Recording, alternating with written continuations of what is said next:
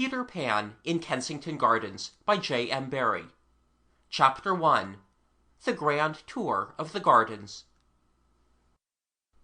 You must see for yourselves that it will be difficult to follow Peter Pan's adventures unless you are familiar with the Kensington Gardens.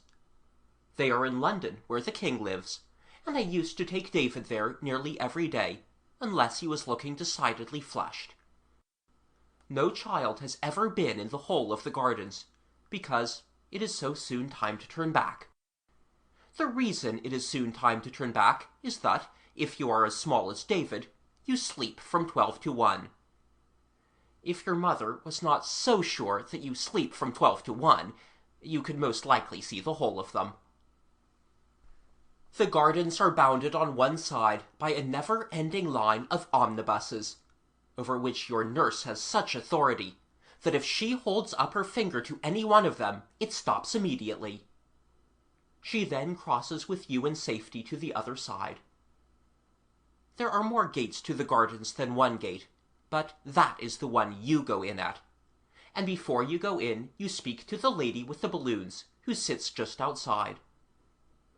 This is as near to being inside as she may venture, because if she were to let go her hold of the railings for one moment, the balloons would lift her up and she would be flown away.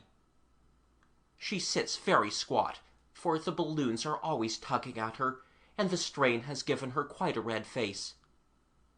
Once she was a new one, because the old one had let go, and David was very sorry for the old one. But as she did let go, he wished he had been there to see. The gardens are a tremendous big place, with millions and hundreds of trees. And first you come to the figs. But you scorn to loiter there, for the figs is the resort of superior little persons, who are forbidden to mix with the commonalty, and is so named, according to legend, because they dress in full fig. These dainty ones are themselves contemptuously called figs by David and other heroes. And you have a key to the manners and customs of this dandiacal section of the gardens when I tell you that cricket is called crickets here. Occasionally a rebel fig climbs over the fence into the world, and such a one was Miss Mabel Grey, of whom I shall tell you when we come to Miss Mabel Grey's gate. She was the only really celebrated fig. We are now in the Broad Walk, and it is as much bigger than the other walks as your father is bigger than you. David wondered if it began little, and grew until it was quite grown up, and whether the other walks are its babies. And he drew a picture which diverted him very much, of the Broad Walk giving a tiny walk an airing in a perambulator. In the Broad Walk you meet all the people who are worth knowing, and there is usually a grown-up with them to prevent them going on the damp grass, and to make them stand disgraced at the corner of a seat if they have been Mad Dog or Mary Annish. To be Mary Annish is to behave like a girl, whimpering because nurse won't carry you, or simpering with your thumb in your mouth, and it is a hateful quality. But to be Mad Dog is to kick out at everything, and there is some satisfaction in that. If I were to point out all the notable places as we pass up the Broad Walk, it would be time to turn back before we reach them, and I simply wave my stick at Checo Hewlett's tree, that memorable spot where a boy called Checo lost his penny, and looking for it found tuppence. There has been a good deal of excavation going on there ever since. Farther up the walk is the little wooden house in which Marmaduke Perry hid.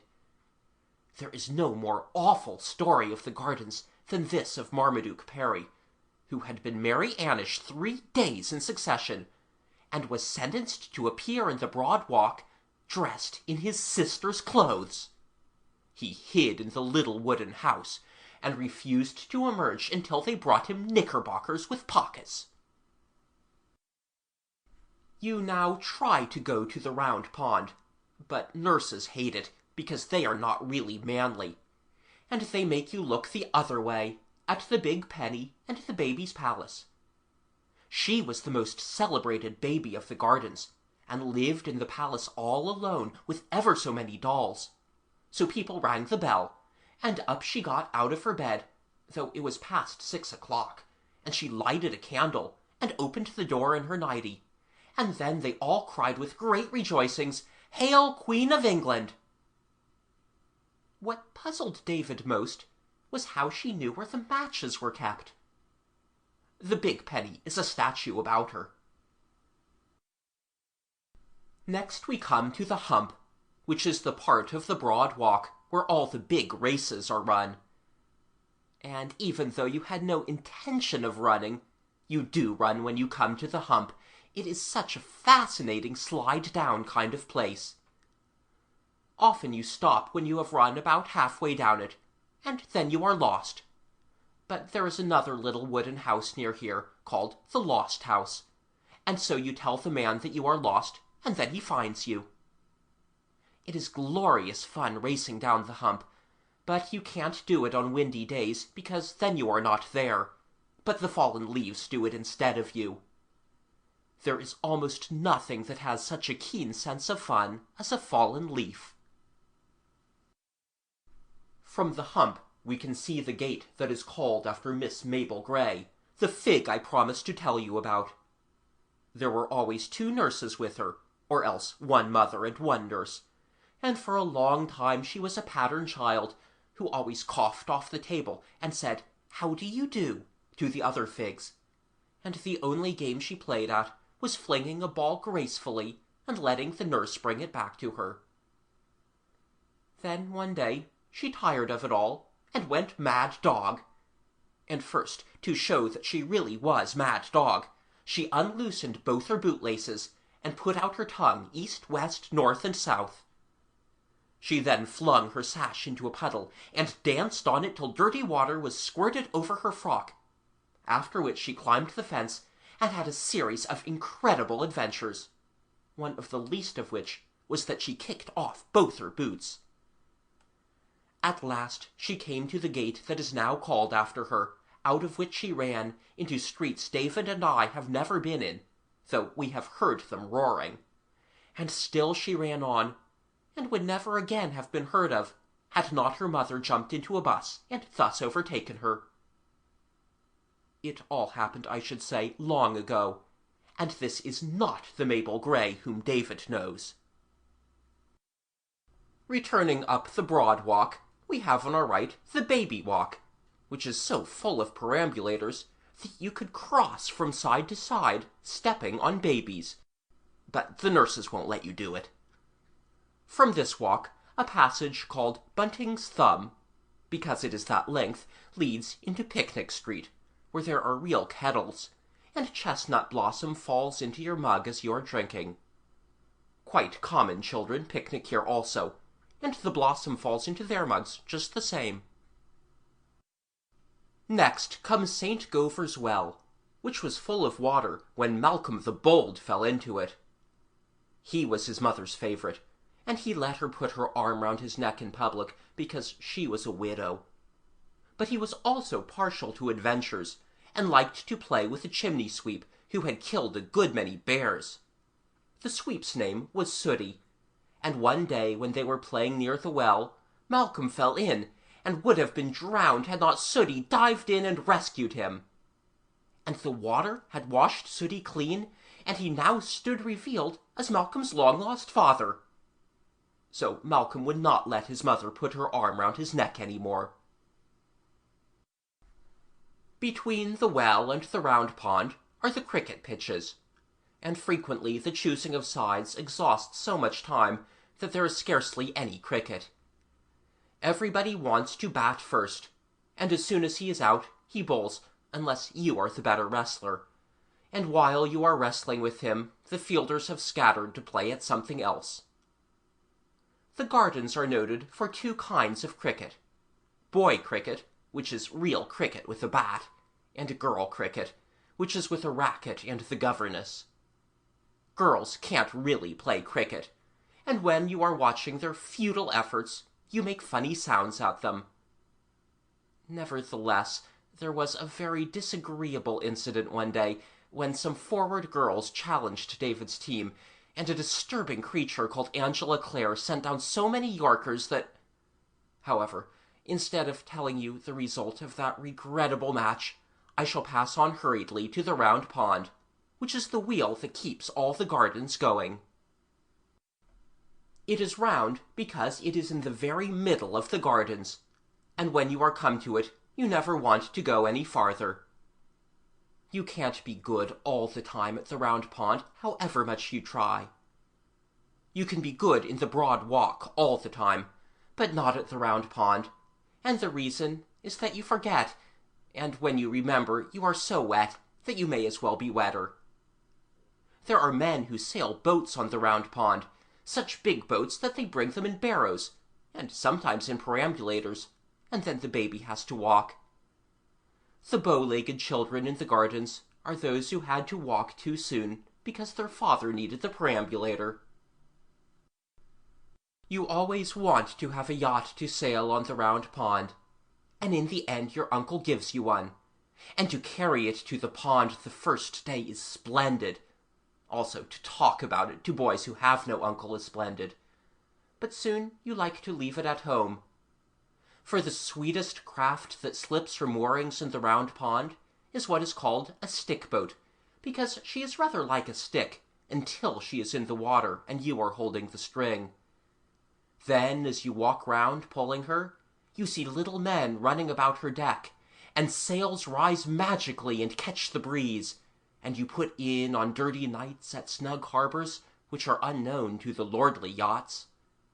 Night passes in a twink, and again your rakish craft noses for the wind, whales spout, you glide over buried cities, and have brushes with pirates, and cast anchor on coral isles.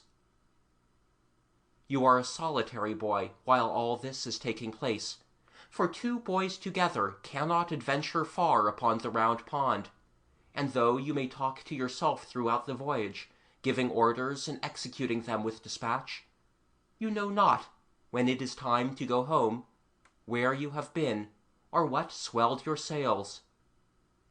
Your treasure trove is all locked away in your hold, so to speak, which will be opened, perhaps, by another little boy many years afterwards. But those yachts have nothing in their hold. Does anyone return to this haunt of his youth because of the yachts that used to sail it? Oh no, it is the stick-boat that is freighted with memories.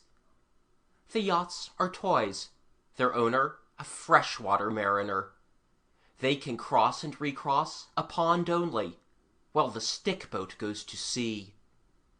You yachtsmen with your wands, who think we are all there to gaze on you, your ships are only accidents of this place, and were they all to be boarded and sunk by the ducks, the real business of the Round Pond would be carried on as usual. Paths from everywhere crowd like children to the pond. Some of them are ordinary paths, which have a rail on each side, and are made by men with their coats off. But others are vagrants, wide at one spot, and at another so narrow that you can stand astride them. They are called paths that have made themselves, and David did wish he could see them doing it. But, like all the most wonderful things that happen in the gardens, it is done, we concluded, at night after the gates are closed. We have also decided that the paths make themselves because it is their only chance of getting to the Round Pond. One of these gypsy paths comes from the place where the sheep get their hair cut.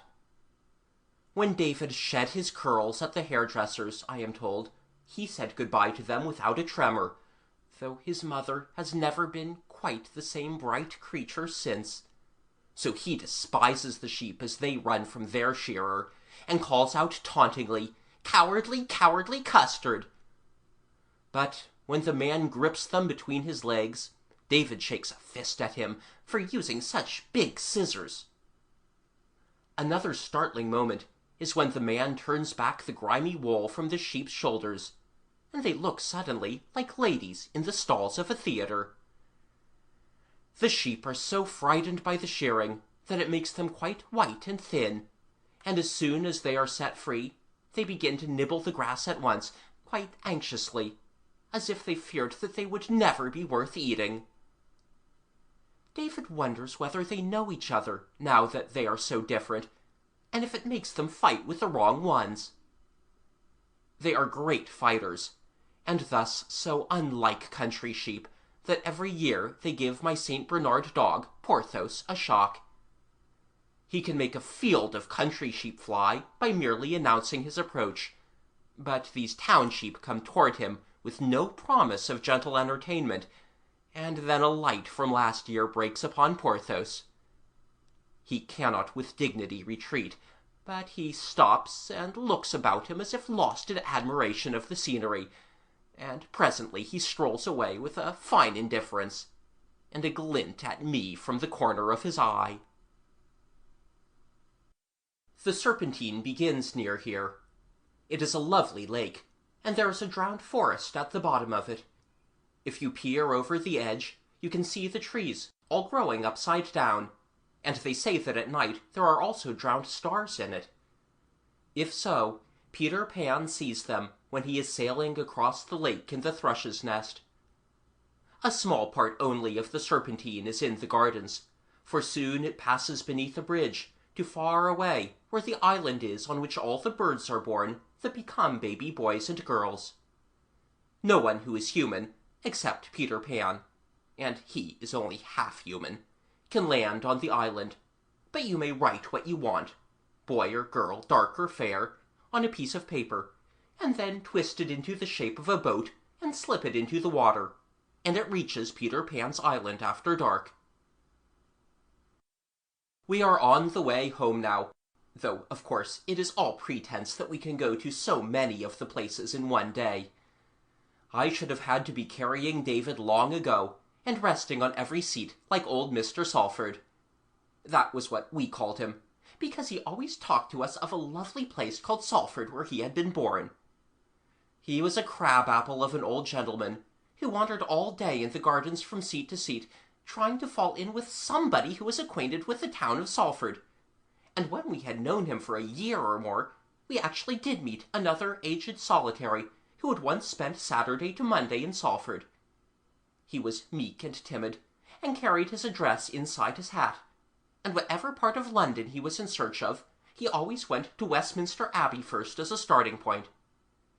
Him we carried in triumph to our other friend with the story of that Saturday to Monday, and never shall I forget the gloating joy with which Mr. Salford leapt at him. They have been cronies ever since, and I noticed that Mr. Salford, who naturally does most of the talking, keeps tight grip of the other old man's coat. The last two places before you come to our gate are the dog's cemetery and the Chaffinch's nest, but we pretend not to know what the dog's cemetery is, as Porthos is always with us. The nest is very sad. It is quite white, and the way we found it was wonderful. We were having another look among the bushes for David's lost worsted ball, and instead of the ball, we found a lovely nest made of the worsted, and containing 4 eggs, with scratches on them very like David's handwriting, so we think they must have been the mother's love letters to the little ones inside. Every day we were in the gardens, we paid a call at the nest, taking care that no cruel boy should see us, and we dropped crumbs, and soon the bird knew us as friends, and sat in the nest looking at us kindly, with her shoulders hunched up. But one day when we went, there were only 2 eggs in the nest, and the next time there were none. The saddest part of it was that the poor little Chaffinch fluttered about the bushes, looking so reproachfully at us that we knew she thought we had done it, and though David tried to explain to her, it was so long since he had spoken the bird language that I fear she did not understand. He and I left the gardens that day with our knuckles in our eyes. End of Chapter 1.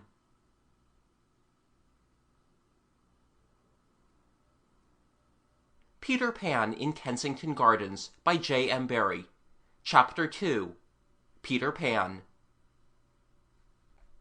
If you ask your mother whether she knew about Peter Pan when she was a little girl, she will say, "Why, of course I did, child." And if you ask her whether he rode on a goat in those days, she will say, "What a foolish question to ask! Certainly he did." Then, if you ask your grandmother whether she knew about Peter Pan when she was a girl, she also says, "Why, of course I did, child." But if you ask her whether he rode on a goat in those days, she says she never heard of his having a goat. Perhaps she has forgotten, just as she sometimes forgets your name and calls you Mildred, which is your mother's name. Still, she could hardly forget such an important thing as the goat. Therefore, there was no goat when your grandmother was a little girl. This shows that in telling the story of Peter Pan, to begin with the goat, as most people do, is as silly as to put on your jacket before your vest. Of course, it also shows that Peter is ever so old, but he is really always the same age, so that does not matter in the least.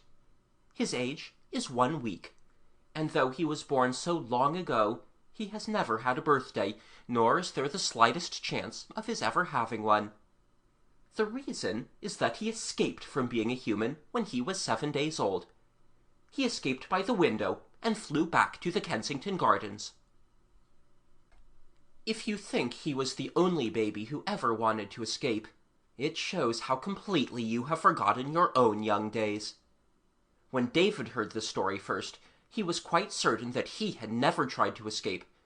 But I told him to think back hard, pressing his hands to his temples, and when he had done this hard and even harder, he distinctly remembered a youthful desire to return to the tree-tops.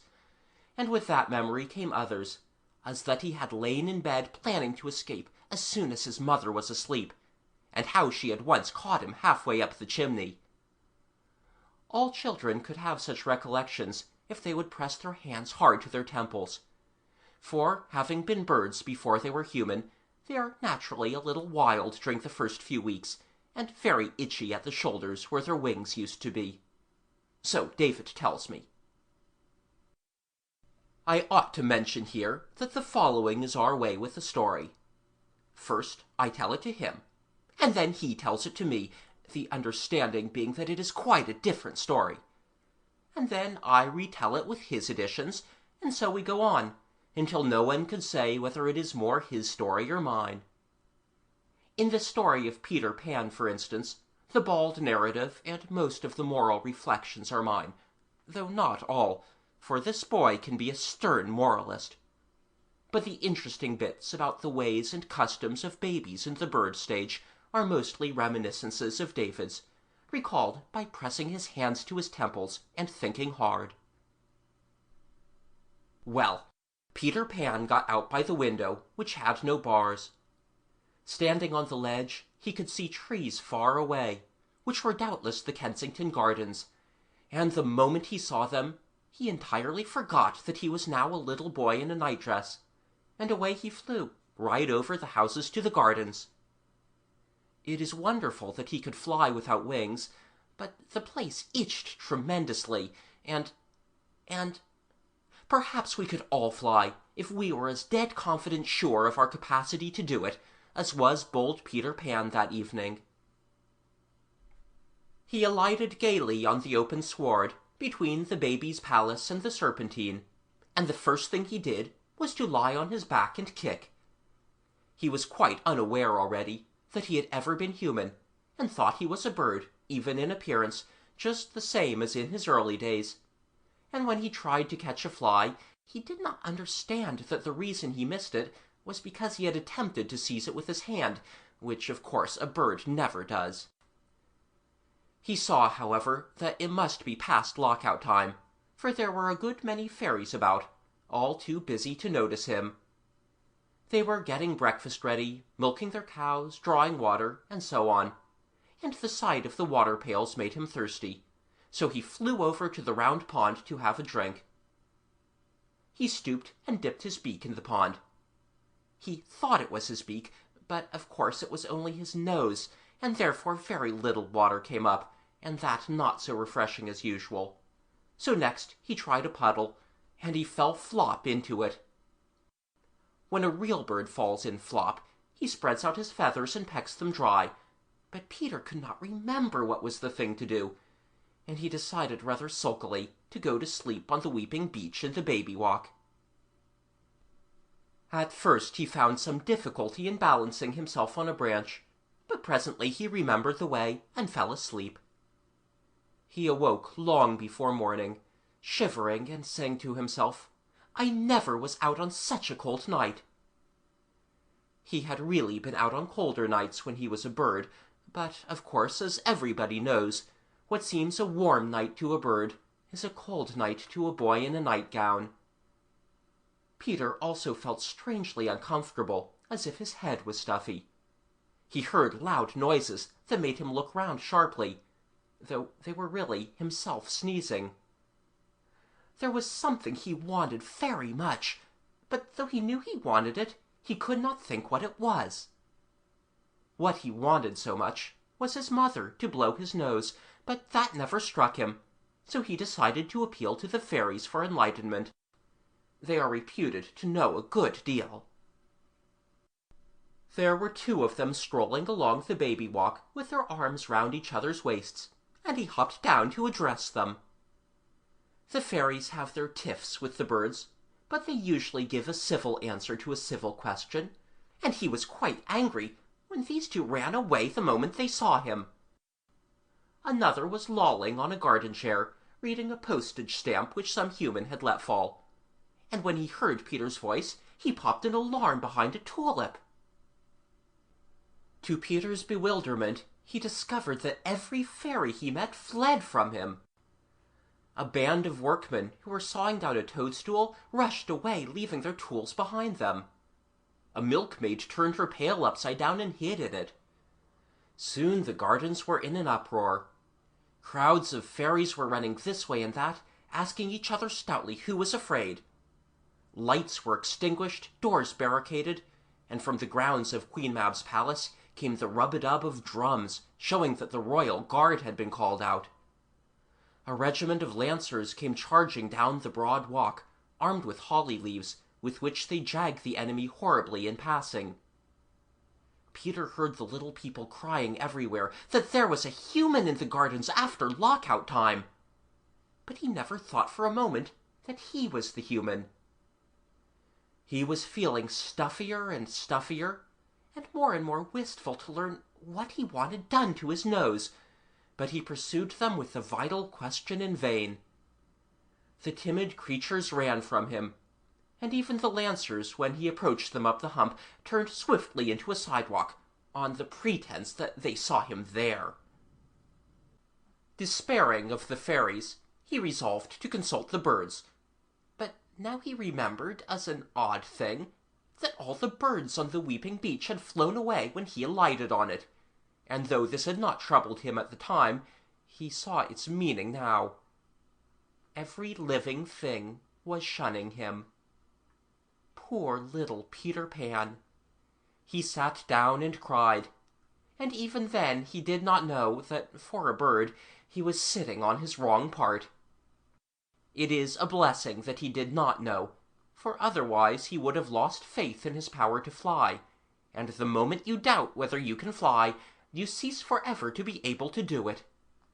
The reason birds can fly and we can't is simply that they have perfect faith, for to have faith is to have wings. Now, except by flying, no one can reach the island in the Serpentine, for the boats of humans are forbidden to land there, and there are stakes round it standing up in the water, on each of which a bird sentinel sits by day and night. It was to the island that Peter now flew to put his strange case before old Solomon Caw, and he alighted on it with relief, much heartened to find himself at last at home, as the birds call the island. All of them were asleep, including the sentinels, except Solomon, who was wide awake on one side, and he listened quietly to Peter's adventures, and then told him their true meaning. "Look at your nightgown if you don't believe me," Solomon said, and with staring eyes Peter looked at his nightgown, and then at the sleeping birds. Not one of them wore anything. "How many of your toes are thumbs?" said Solomon, a little cruelly, and Peter saw to his consternation that all his toes were fingers. The shock was so great that it drove away his cold. "Ruffle your feathers," said that grim old Solomon, and Peter tried most desperately hard to ruffle his feathers, but he had none. Then he rose up quaking, and for the first time since he stood on the window ledge, he remembered a lady who had been very fond of him. "I think I shall go back to Mother," he said timidly. "Goodbye," replied Solomon Caw with a queer look. But Peter hesitated. "Why don't you go?" the old one asked politely. "I suppose," said Peter huskily, "I suppose I can still fly." You see, he had lost faith. "Poor little half and half," said Solomon, who was not really hard-hearted. "You will never be able to fly again, not even on windy days. You must live here on the island always." "And never even go to the Kensington Gardens?" Peter asked tragically. "How can you get across?" said Solomon. He promised very kindly, however, to teach Peter as many of the bird ways as could be learned by one of such an awkward shape. "Then I shan't be exactly a human?" Peter asked. "No." "Nor exactly a bird?" "No." "What shall I be?" "You will be a betwixt and between," Solomon said. And certainly he was a wise old fellow, for that is exactly how it turned out. The birds on the island never got used to him. His oddities tickled them every day, as if they were quite new, though it was really the birds that were new. They came out of the eggs daily, and laughed at him at once. Then off they soon flew to be humans, and other birds came out of other eggs, and so it went on forever. The crafty mother birds, when they tired of sitting on their eggs, used to get the young ones to break their shells a day before the right time by whispering to them that now was their chance to see Peter washing or drinking or eating.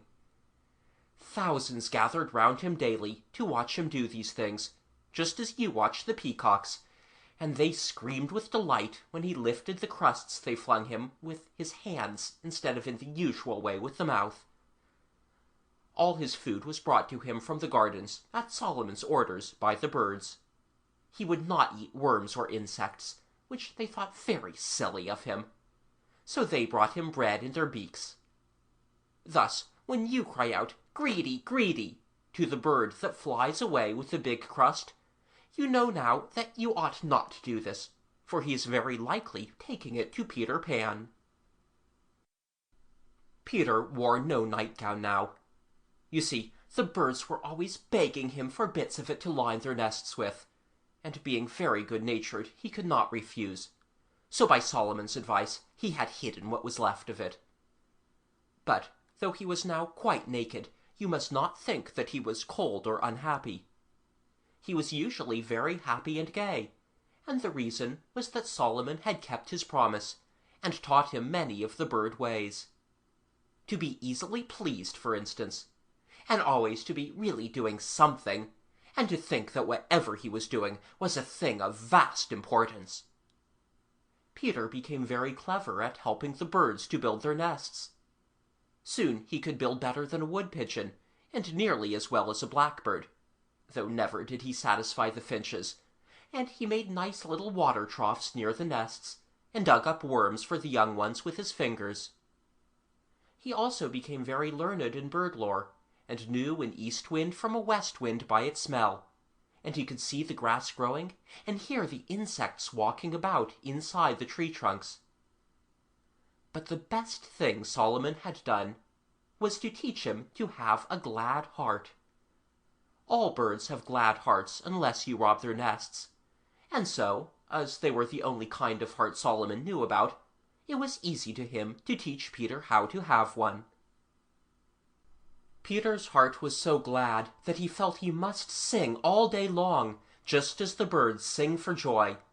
But being partly human, he needed an instrument, so he made a pipe of reeds, and he used to sit by the shore of the island of an evening, practicing the sough of the wind and the ripple of the water, and catching handfuls of the shine of the moon, and he put them all in his pipe and played them so beautifully that even the birds were deceived, and they would say to each other, "Was that a fish leaping in the water, or was it Peter playing leaping fish on his pipe?" And sometimes he played the birth of birds, and then the mothers would turn round in their nests to see whether they had laid an egg. If you are a child of the gardens, you must know the chestnut tree near the bridge, which comes out in flower first of all the chestnuts. But perhaps you have not heard why this tree leads the way. It is because Peter wearies for summer, and plays that it has come, and the chestnut being so near, hears him and is cheated. But as Peter sat by the shore tootling divinely on his pipe, he sometimes fell into sad thoughts, and then the music became sad also, and the reason of all this sadness was that he could not reach the gardens, though he could see them through the arch of the bridge. He knew he could never be a real human again, and scarcely wanted to be one. But oh, how he longed to play as other children play! And of course there is no such lovely place to play in as the gardens. The birds brought him news of how boys and girls play, and wistful tears started in Peter's eyes. Perhaps you wonder why he did not swim across. The reason was that he could not swim. He wanted to know how to swim, but no one on the island knew the way except the ducks, and they are so stupid. They were quite willing to teach him, but all they could say about it was, "You sit down on the top of the water in this way, and then you kick out like that." Peter tried it often, but always before he could kick out, he sank. What he really needed to know was how you sit on the water without sinking, and they said it was quite impossible to explain such an easy thing as that. Occasionally swans touched on the island, and he would give them all his day's food, and then ask them how they sat on the water. But as soon as he had no more to give them, the hateful things hissed at him and sailed away. Once he really thought he had discovered a way of reaching the gardens. A wonderful white thing, like a runaway newspaper, floated high over the island, and then tumbled, rolling over and over after the manner of a bird that has broken its wing. Peter was so frightened that he hid, but the birds told him it was only a kite, and what a kite is, and that it must have tugged its string out of a boy's hand and soared away. After that, they laughed at Peter for being so fond of the kite. He loved it so much that he even slept with one hand on it. And I think this was pathetic and pretty, for the reason he loved it was because it had belonged to a real boy. To the birds, this was a very poor reason, but the older ones felt grateful to him at this time because he had nursed a number of fledglings through the German measles, and they offered to show him how birds fly a kite.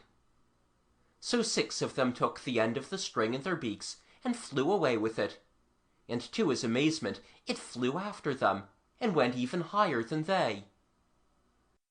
Peter screamed out, "Do it again!" And with great good nature they did it several times, and always instead of thanking them he cried, "Do it again!" which shows that even now he had not quite forgotten what it was to be a boy. At last, with a grand design burning within his brave heart, he begged them to do it once more, with him clinging to the tail. And now 100 flew off with the string, and Peter clung to the tail, meaning to drop off when he was over the gardens. But the kite broke to pieces in the air, and he would have been drowned in the Serpentine, had he not caught hold of 2 indignant swans and made them carry him to the island. After this, the birds said that they would help him no more in his mad enterprise. Nevertheless, Peter did reach the gardens at last, by the help of Shelley's boat, as I am now to tell you. End of Chapter 2.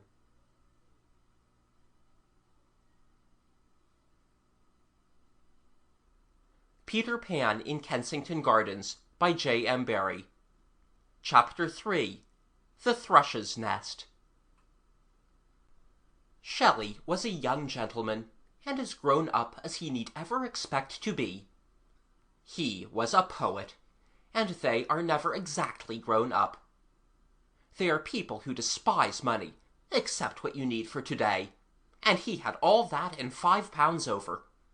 So, when he was walking in the Kensington Gardens, he made a paper boat of his banknote, and sent it sailing on the Serpentine.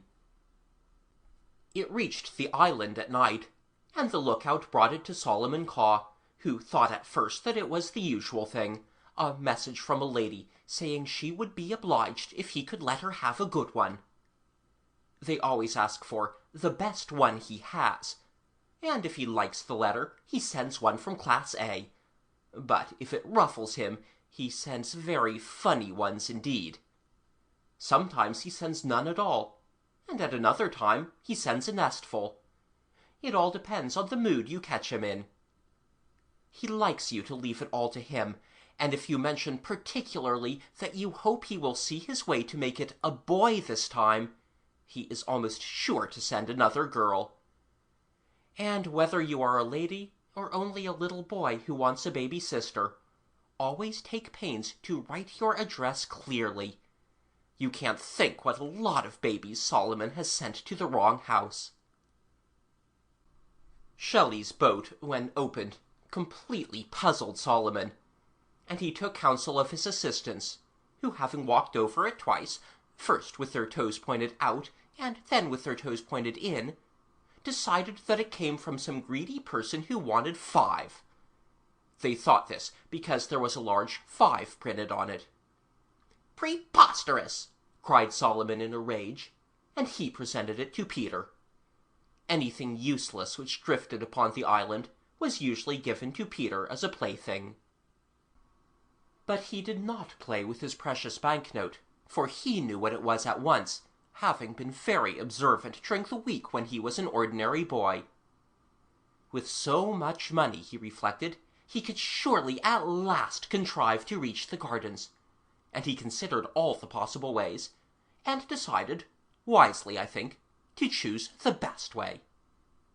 But first he had to tell the birds of the value of Shelley's boat, and though they were too honest to demand it back, he saw that they were galled, and they cast such black looks at Solomon, who was rather vain of his cleverness, that he flew away to the end of the island, and sat there very depressed, with his head buried in his wings.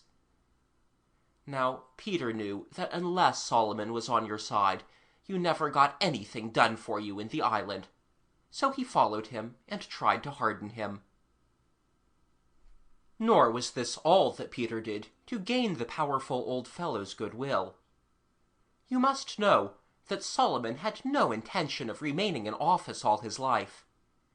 He looked forward to retiring by and by, and devoting his green old age to a life of pleasure on a certain yew-stump in the figs which had taken his fancy, and for years he had been quietly filling his stocking. It was a stocking belonging to some bathing person, which had been cast upon the island, and at the time I speak of, it contained 180 crumbs, 34 nuts, 16 crusts, a pen-wiper, and a bootlace. When his stocking was full, Solomon calculated that he would be able to retire on a competency. Peter now gave him £1. He cut it off his banknote with a sharp stick. This made Solomon his friend forever, and after the two had consulted together, they called a meeting of the Thrushes. You will see presently why Thrushes only were invited. The scheme to be put before them was really Peter's, but Solomon did most of the talking, because he soon became irritable if other people talked. He began by saying that he had been much impressed by the superior ingenuity shown by the Thrushes in nest-building, and this put them into good humour at once, as it was meant to do. For all the quarrels between birds are about the best way of building nests. Other birds, said Solomon, omitted to line their nests with mud, and as a result they did not hold water. Here he cocked his head as if he had used an unanswerable argument. But unfortunately, a Mrs. Finch had come to the meeting uninvited, and she squeaked out, "We don't build nests to hold water, but to hold eggs." And then the thrushes stopped cheering, and Solomon was so perplexed that he took several sips of water. "Consider," he said at last, "how warm the mud makes the nest." "Consider," cried Mrs. Finch, "that when water gets into the nest, it remains there and your little ones are drowned." The thrushes begged Solomon with a look to say something crushing in reply to this, but again he was perplexed. "Try another drink," suggested Mrs. Finch pertly. Kate was her name, and all Kates are saucy. Solomon did try another drink, and it inspired him. "If," said he, "a finch's nest is placed on the Serpentine, it fills and breaks to pieces, but a thrush's nest is still as dry as the cup of a swan's back." How the thrushes applauded! Now they knew why they lined their nests with mud, and when Mrs. Finch called out, "We don't place our nests on the Serpentine," they did what they should have done at first, chased her from the meeting. After this it was most orderly. What they had been brought together to hear, said Solomon, was this. Their young friend, Peter Pan, as they well knew, wanted very much to be able to cross to the gardens, and he now proposed, with their help, to build a boat. At this the thrushes began to fidget, which made Peter tremble for his scheme. Solomon explained hastily that what he meant was not one of the cumbrous boats that humans use. The proposed boat was to be simply a thrush's nest, large enough to hold Peter. But still, to Peter's agony, the thrushes were sulky. "We are very busy people," they grumbled, "and this would be a big job." "Quite so," said Solomon, "and of course Peter would not allow you to work for nothing. You must remember that he is now in comfortable circumstances, and he will pay you such wages as you have never been paid before. Peter Pan authorizes me to say that you shall all be paid 6 pence a day." Then all the thrushes hopped for joy, and that very day was begun the celebrated building of the boat. All their ordinary business fell into arrears. It was the time of year when they should have been pairing, but not a thrush's nest was built, except this big one, and so Solomon soon ran short of thrushes with which to supply the demand from the mainland. The stout, rather greedy children, who look so well in perambulators, but get puffed easily when they walk, were all young thrushes once, and ladies often ask specially for them. What do you think Solomon did? He sent over to the housetops for a lot of sparrows, and ordered them to lay their eggs in old thrushes' nests, and sent their young to the ladies, and swore they were all thrushes. It was known afterwards on the island as the Sparrows' Year. And so, when you meet grown-up people in the gardens who puff and blow as if they thought themselves bigger than they are, very likely they belong to that year. You ask them. Peter was a just master, and paid his workpeople every evening. They stood in rows on the branches, waiting politely while he cut the paper sixpences out of his banknote, and presently he called the roll, and then each bird, as the names were mentioned, flew down and got 6 pence. It must have been a fine sight. And at last, after months of labor, the boat was finished. Oh, the glory of Peter as he saw it growing more and more like a great thrush's nest. From the very beginning of the building of it, he slept by its side, and often woke up to say sweet things to it. And after it was lined with mud and the mud had dried, he always slept in it. He sleeps in his nest still, and has a fascinating way of curling round in it, for it is just large enough to hold him comfortably when he curls round like a kitten.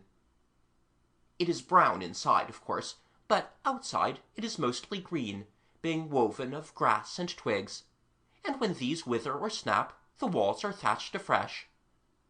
There are also a few feathers here and there, which came off the thrushes while they were building.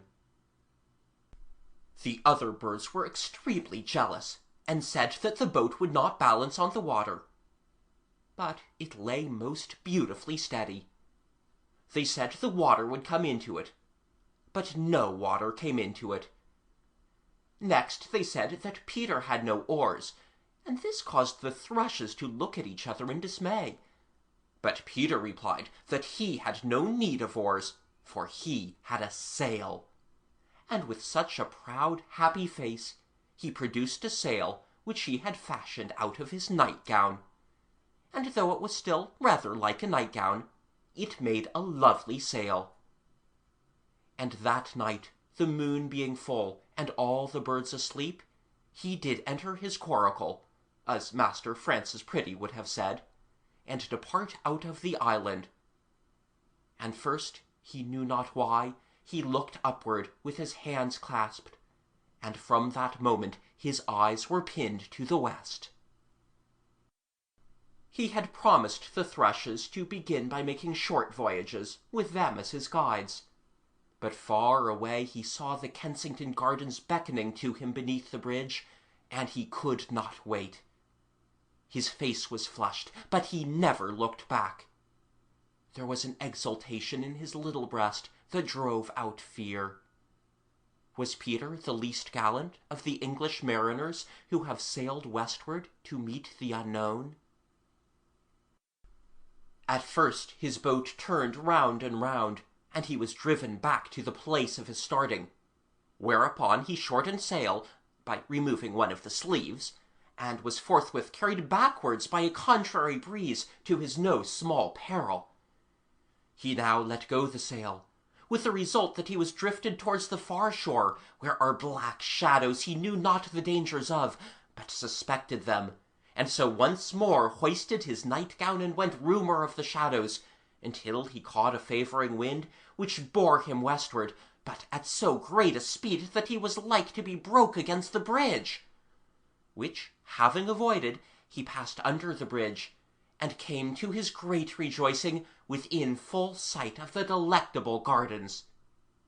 But, having tried to cast anchor, which was a stone at the end of a piece of the kite-string, he found no bottom, and was fain to hold off, seeking for moorage.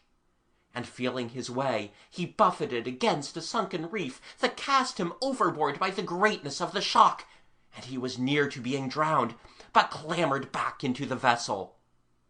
There now arose a mighty storm, accompanied by a roaring of waters such as he had never heard the like, and he was tossed this way and that, and his hands were so numbed with the cold that he could not close them.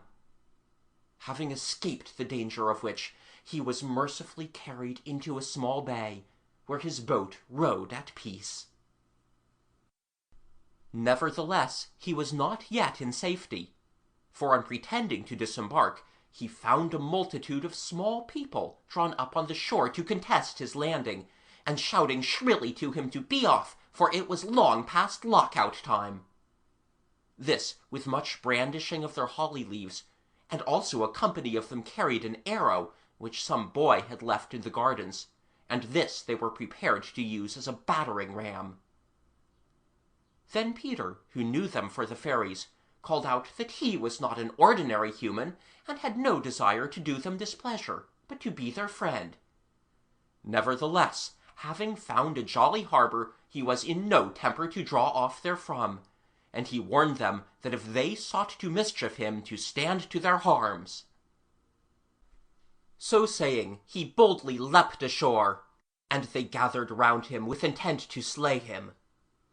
But there then arose a great cry among the women, and it was because they had now observed that his sail was a baby's nightgown. Whereupon they straightway loved him, and grieved that their laps were too small, the which I cannot explain, except by saying that such is the way of women. The men fairies now sheathed their weapons on observing the behavior of their women, on whose intelligence they set great store, and they led him civilly to their queen, who conferred upon him the courtesy of the gardens after lock-out time, and henceforth Peter could go whither he chose, and the fairies had orders to put him in comfort. Such was his first voyage to the gardens, and you may gather from the antiquity of the language that it took place a long time ago. But Peter never grows any older, and if we could be watching for him under the bridge tonight, but of course we can't, I dare say we should see him hoisting his nightgown and sailing or paddling towards us in the thrush's nest. When he sails, he sits down, but he stands up to paddle. I shall tell you presently how he got his paddle. Long before the time for the opening of the gates comes, he steals back to the island, for people must not see him. He is not so human as all that, but this gives him hours for play, and he plays exactly as real children play. At least, he thinks so, and it is one of the pathetic things about him that he often plays quite wrongly. You see, he had no one to tell him how children really play, for the fairies are all more or less in hiding until dusk, and so know nothing. And though the birds pretended that they could tell him a great deal, when the time for telling came, it was wonderful how little they really knew. They told him the truth about hide-and-seek, and he often plays it by himself, but even the ducks on the round pond could not explain to him what it is that makes the pond so fascinating to boys. Every night the ducks have forgotten all the events of the day except the number of pieces of cake thrown to them. They are gloomy creatures, and say that cake is not what it was in their young days. So Peter had to find out many things for himself. He often played ships at the round pond, but his ship was only a hoop which he had found on the grass. Of course, he had never seen a hoop, and he wondered what you play at with them, and decided that you play at pretending they are boats. This hoop always sank at once, but he waded in for it, and sometimes he dragged it gleefully round the rim of the pond, and he was quite proud to think that he had discovered what boys do with hoops. Another time, when he found a child's pail, he thought it was for sitting in, and he sat so hard in it that he could scarcely get out of it. Also he found a balloon. It was bobbing about on the hump, quite as if it was having a game by itself, and he caught it after an exciting chase. But he thought it was a ball, and Jenny Wren had told him that boys kick balls, so he kicked it. And after that he could not find it anywhere. Perhaps the most surprising thing he found was a perambulator. It was under a lime tree, near the entrance to the Fairy Queen's winter palace, which is within the circle of the 7 Spanish chestnuts, and Peter approached it warily, for the birds had never mentioned such things to him. Lest it was alive, he addressed it politely. And then, as it gave no answer, he went nearer and felt it cautiously. He gave it a little push, and it ran from him, which made him think it must be alive after all. But as it had run from him, he was not afraid. So he stretched out his hand to pull it to him, but this time it ran at him, and he was so alarmed that he leapt the railing and scudded away to his boat. You must not think, however, that he was a coward, for he came back next night with a crust in one hand and a stick in the other, but the perambulator had gone, and he never saw any other one. I have promised to tell you also about his paddle. It was a child's spade, which he had found near St. Govor's Well, and he thought it was a paddle. Do you pity Peter Pan for making these mistakes? If so, I think it rather silly of you. What I mean is that, of course, one must pity him now and then, but to pity him all the time would be impertinence. He thought he had the most splendid time in the gardens, and to think you have it is almost quite as good as really to have it. He played without ceasing, while you often waste time by being Mad Dog or Mary Annish. He could be neither of these things, for he had never heard of them, but do you think he is to be pitied for that? Oh, he was merry. He was as much merrier than you, for instance, as you are merrier than your father. Sometimes he fell like a spinning top, and from sheer merriment. Have you seen a greyhound leaping the fences of the gardens? That is how Peter leaps them. And think of the music of his pipe. Gentlemen who walk home at night write to the papers to say they heard a nightingale in the gardens, but it is really Peter's pipe they hear. Of course, he had no mother. At least, what use was she to him? You can be sorry for him for that, but don't be too sorry, for the next thing I mean to tell you is how he revisited her. It was the fairies who gave him the chance. End of Chapter 3.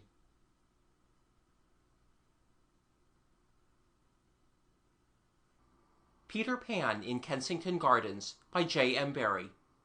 Chapter 4. Lockout Time. It is frightfully difficult to know much about the fairies, and almost the only thing known for certain is that there are fairies wherever there are children. Long ago, children were forbidden the gardens, and at that time there was not a fairy in the place. Then the children were admitted, and the fairies came trooping in that very evening. They can't resist following the children, but you seldom see them, partly because they live in the daytime behind the railings where you are not allowed to go, and also partly because they are so cunning. They are not a bit cunning after lockout time, but until lockout, my word!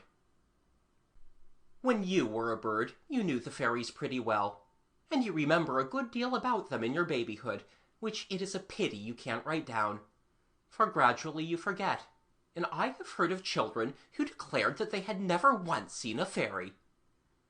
Very likely, if they said this in the Kensington Gardens, they were standing looking at a fairy all the time. The reason they were cheated was that she pretended to be something else. This is one of their best tricks. They usually pretend to be flowers, because the court sits in the fairies' basin, and there are so many flowers there, and all along the baby walk, that a flower is the thing least likely to attract attention. They dress exactly like flowers, and change with the seasons, putting on white when lilies are in, and blue for bluebells, and so on. They like crocus and hyacinth time best of all, as they are partial to a bit of color. But tulips, except white ones, which are the fairy cradles, they consider garish, and they sometimes put off dressing like tulips for days, so that the beginning of the tulip weeks is almost the best time to catch them. When they think you are not looking, they skip along pretty lively. But if you look and they fear there is no time to hide, they stand quite still pretending to be flowers. Then, after you have passed on without knowing that they were fairies, they rush home and tell their mothers they have had such an adventure. The fairy basin, you remember, is all covered with ground ivy, from which they make their castor oil, with flowers growing in it here and there. Most of them really are flowers, but some of them are fairies. You never can be sure of them, but a good plan is to walk by looking the other way, and then turn round sharply. Another good plan, which David and I sometimes follow, is to stare them down. After a long time, they can't help winking, and then you know for certain that they are fairies. There are also numbers of them along the baby walk, which is a famous gentle place, as spots frequented by fairies are called. Once 24 of them had an extraordinary adventure. They were a girls' school out for a walk with the governess, and all wearing hyacinth gowns, when she suddenly put her finger to her mouth, and then they all stood still on an empty bed and pretended to be hyacinths. Unfortunately, what the governess had heard was 2 gardeners coming to plant new flowers in that very bed. They were wheeling a handcart with the flowers in it, and were quite surprised to find the bed occupied. "Pity to lift them hyacinths," said the one man. "Duke's orders," replied the other, and having emptied the cart, they dug up the boarding school and put the poor terrified things in it in 5 rows. Of course, neither the governess nor the girls dare let on that they were fairies, so they were carted far away to a potting shed, out of which they escaped in the night without their shoes, but there was a great row about it among the parents, and the school was ruined. As for their houses, it is no use looking for them, because they are the exact opposite of our houses. You can see our houses by day, but you can't see them by dark. Well, you can see their houses by dark, but you can't see them by day, for they are the color of night, and I never heard of anyone yet who could see night in the daytime. This does not mean that they are black, for night has its colors just as day has, but ever so much brighter. Their blues and reds and greens are like ours with a light behind them. The palace is entirely built of many-colored glasses, and it is quite the loveliest of all royal residences, but the Queen sometimes complains because the common people will peep in to see what she is doing. They are very inquisitive folk, and press quite hard against the glass, and that is why their noses are mostly snubby. The streets are miles long and very twisty, and have paths on each side made of bright worsted. The birds used to steal the worsted for their nests, but a policeman has been appointed to hold on at the other end. One of the great differences between the fairies and us is that they never do anything useful. When the first baby laughed for the first time, his laugh broke into 1,000,000 pieces, and they all went skipping about. That was the beginning of fairies. They look tremendously busy, you know, as if they had not a moment to spare. But if you were to ask them what they are doing, they could not tell you in the least. They are frightfully ignorant, and everything they do is make-believe. They have a postman, but he never calls except at Christmas with his little box. And though they have beautiful schools, nothing is taught in them. The youngest child, being chief person, is always elected mistress, and when she has called the roll, they all go out for a walk and never come back. It is a very noticeable thing that in fairy families the youngest is always chief person, and usually becomes a prince or princess. And children remember this, and think it must be so among humans also. And that is why they are often made uneasy when they come upon their mother furtively putting new frills on the bassinet. You have probably observed that your baby sister wants to do all sorts of things that your mother and her nurse want her not to do. To stand up at sitting down time, and to sit down at stand-up time, for instance. Or to wake up when she should fall asleep, or to crawl on the floor when she is wearing her best frock, and so on. And perhaps you put this down to naughtiness. But it is not. It simply means that she is doing as she has seen the fairies do. She begins by following their ways, and it takes about 2 years to get her into the human ways. Her fits of passion, which are awful to behold, and are usually called teething, are no such thing. They are her natural exasperation, because we don't understand her, though she is talking an intelligible language. She is talking fairy. The reason mothers and nurses know what her remarks mean before other people know, is that gush means give it to me at once, while wah is why do you wear such a funny hat, is because, mixing so much with babies, they have picked up a little of the fairy language. Of late, David has been thinking back hard about the fairy tongue, with his hands clutching his temples, and he has remembered a number of their phrases, which I shall tell you some day if I don't forget.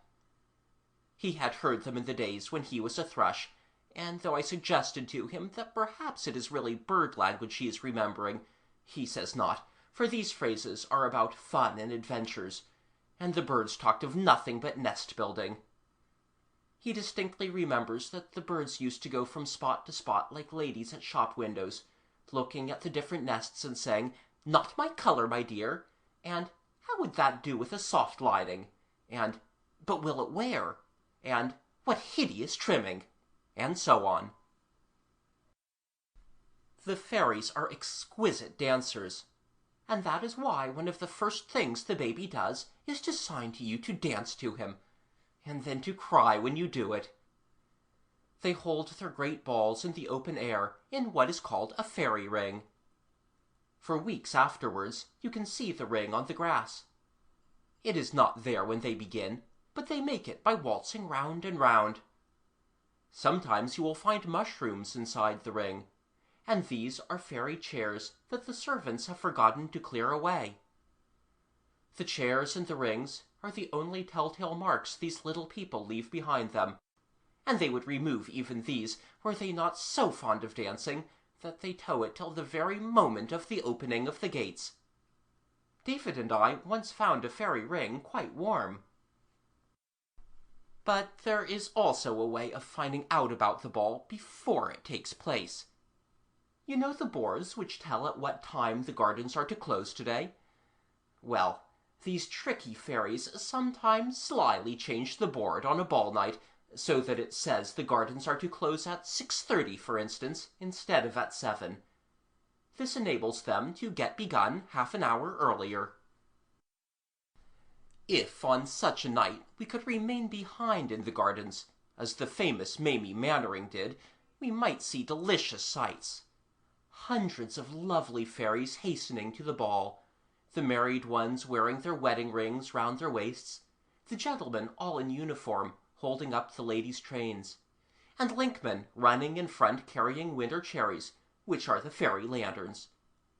The cloakroom where they put on their silver slippers and get a ticket for their wraps.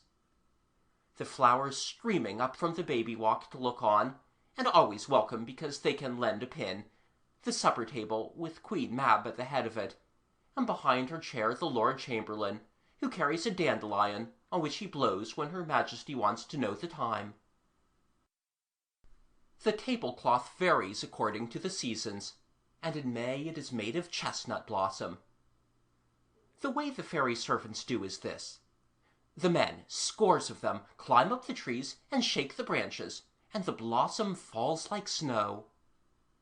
Then the lady servants sweep it together by whisking their skirts until it is exactly like a tablecloth, and that is how they get their tablecloth. They have real glasses and real wine of 3 kinds, namely blackthorn wine, berberis wine, and cowslip wine, and the Queen pours out, but the bottles are so heavy that she just pretends to pour out. There is bread and butter to begin with, of the size of a 3-penny bit, and cakes to end with, and they are so small that they have no crumbs. The fairies sit round on mushrooms, and at first they are well behaved, and always cough off the table, and so on. But after a bit they are not so well behaved, and stick their fingers into the butter, which is got from the roots of old trees, and the really horrid ones crawl over the tablecloth, chasing sugar or other delicacies with their tongues. When the Queen sees them doing this, she signs to the servants to wash up and put away, and then everybody adjourns to the dance, the Queen walking in front, while the Lord Chamberlain walks behind her, carrying 2 little pots, one of which contains the juice of wallflower, and the other the juice of Solomon's seals. Wallflower juice is good for reviving dancers who fall to the ground in a fit, and Solomon's seals juice is for bruises. They bruise very easily, and when Peter plays faster and faster, they foot it till they fall down in fits.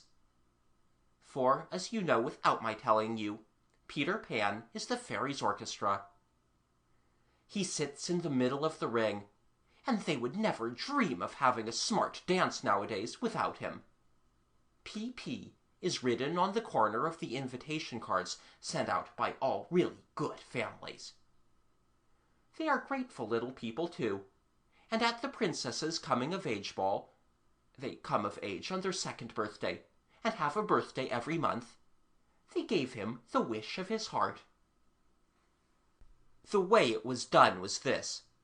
The Queen ordered him to kneel, and then said that for playing so beautifully, she would give him the wish of his heart. Then they all gathered round Peter to hear what was the wish of his heart, but for a long time he hesitated, not being certain what it was himself. "If I choose to go back to Mother," he asked at last, "could you give me that wish?" Now this question vexed them, for were he to return to his mother they should lose his music, so the Queen tilted her nose contemptuously and said, "Pooh! Ask for a much bigger wish than that." "Is that quite a little wish?" he inquired. "As little as this," the Queen answered, putting her hands near each other. "What size is a big wish?" he asked. She measured it off on her skirt, and it was a very handsome length. Then Peter reflected, and said, "Well then, I think I shall have 2 little wishes instead of 1 big one." Of course the fairies had to agree, though his cleverness rather shocked them, and he said that his first wish was to go to his mother, but with the right to return to the gardens if he found her disappointing. His second wish he would hold in reserve. They tried to dissuade him, and even put obstacles in the way. "I can give you the power to fly to her house," the Queen said, "but I can't open the door for you." "The window I flew out at will be open," Peter said confidently. "Mother always keeps it open, in the hope that I may fly back." "How do you know?" they asked, quite surprised. And really Peter could not explain how he knew. "I just do know," he said. So, as he persisted in his wish, they had to grant it. The way they gave him power to fly was this. They all tickled him on the shoulder, and soon he felt a funny itching in that part, and then up he rose, higher and higher, and flew away out of the gardens and over the housetops. It was so delicious that instead of flying straight to his own home, he skimmed away over St. Paul's to the Crystal Palace, and back by the river and Regent's Park. And by the time he reached his mother's window, he had quite made up his mind that his second wish should be to become a bird. The window was wide open, just as he knew it would be, and in he fluttered, and there was his mother lying asleep. Peter alighted softly on the wooden rail at the foot of the bed, and had a good look at her. She lay with her head on her hand, and the hollow in the pillow was like a nest lined with her brown wavy hair. He remembered, though he had long forgotten it, that she always gave her hair a holiday at night. How sweet the frills of her nightgown were! He was very glad she was such a pretty mother. But she looked sad, and he knew why she looked sad. One of her arms moved as if it wanted to go round something, and he knew what it wanted to go round. "Oh, Mother," said Peter to himself, "if you just knew who was sitting on the rail at the foot of the bed." Very gently he patted the little mound that her feet made, and he could see by her face that she liked it. He knew he had but to say, "Mother," ever so softly, and she would wake up. They always wake up at once, if it is you that says their name. Then she would give such a joyous cry and squeeze him tight. How nice that would be to him, but oh, how exquisitely delicious it would be to her. That, I am afraid, is how Peter regarded it. In returning to his mother, he never doubted that he was giving her the greatest treat a woman can have. Nothing can be more splendid, he thought, than to have a little boy of your own. How proud of him they are! And very right and proper, too. But why does Peter sit so long on the rail? Why does he not tell his mother that he has come back? I quite shrink from the truth, which is that he sat there in 2 minds. Sometimes he looked longingly at his mother, and sometimes he looked longingly at the window. Certainly it would be pleasant to be her boy again, but on the other hand, What times those had been in the gardens! Was he so sure that he should enjoy wearing clothes again? He popped off the bed and opened some drawers to have a look at his old garments. They were still there, but he could not remember how you put them on. The socks, for instance, were they worn on the hands or on the feet? He was about to try one of them on his hand when he had a great adventure. Perhaps the drawer had creaked. At any rate, his mother woke up, for he heard her say, "Peter," as if it was the most lovely word in the language. He remained sitting on the floor and held his breath, wondering how she knew that he had come back. If she said, "Peter," again, he meant to cry, "Mother," and run to her. But she spoke no more. She made little moans only. And when he next peeped at her, she was once more asleep, with tears on her face. It made Peter very miserable. And what do you think was the first thing he did? Sitting on the rail at the foot of the bed, he played a beautiful lullaby to his mother on his pipe. He had made it up himself, out of the way she said, "Peter," and he never stopped playing until she looked happy.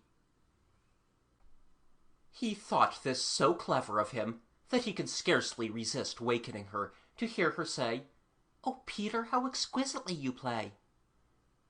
However, as she now seemed comfortable, he again cast looks at the window.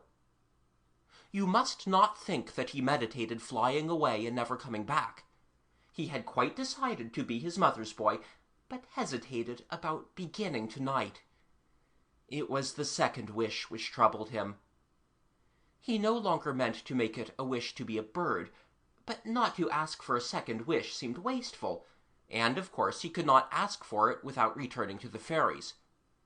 Also, if he put off asking for his wish too long, it might go bad. He asked himself if he had not been hard-hearted to fly away without saying goodbye to Solomon. "I should like awfully to sail in my boat just once more," he said wistfully to his sleeping mother. He argued with her as if she could hear him.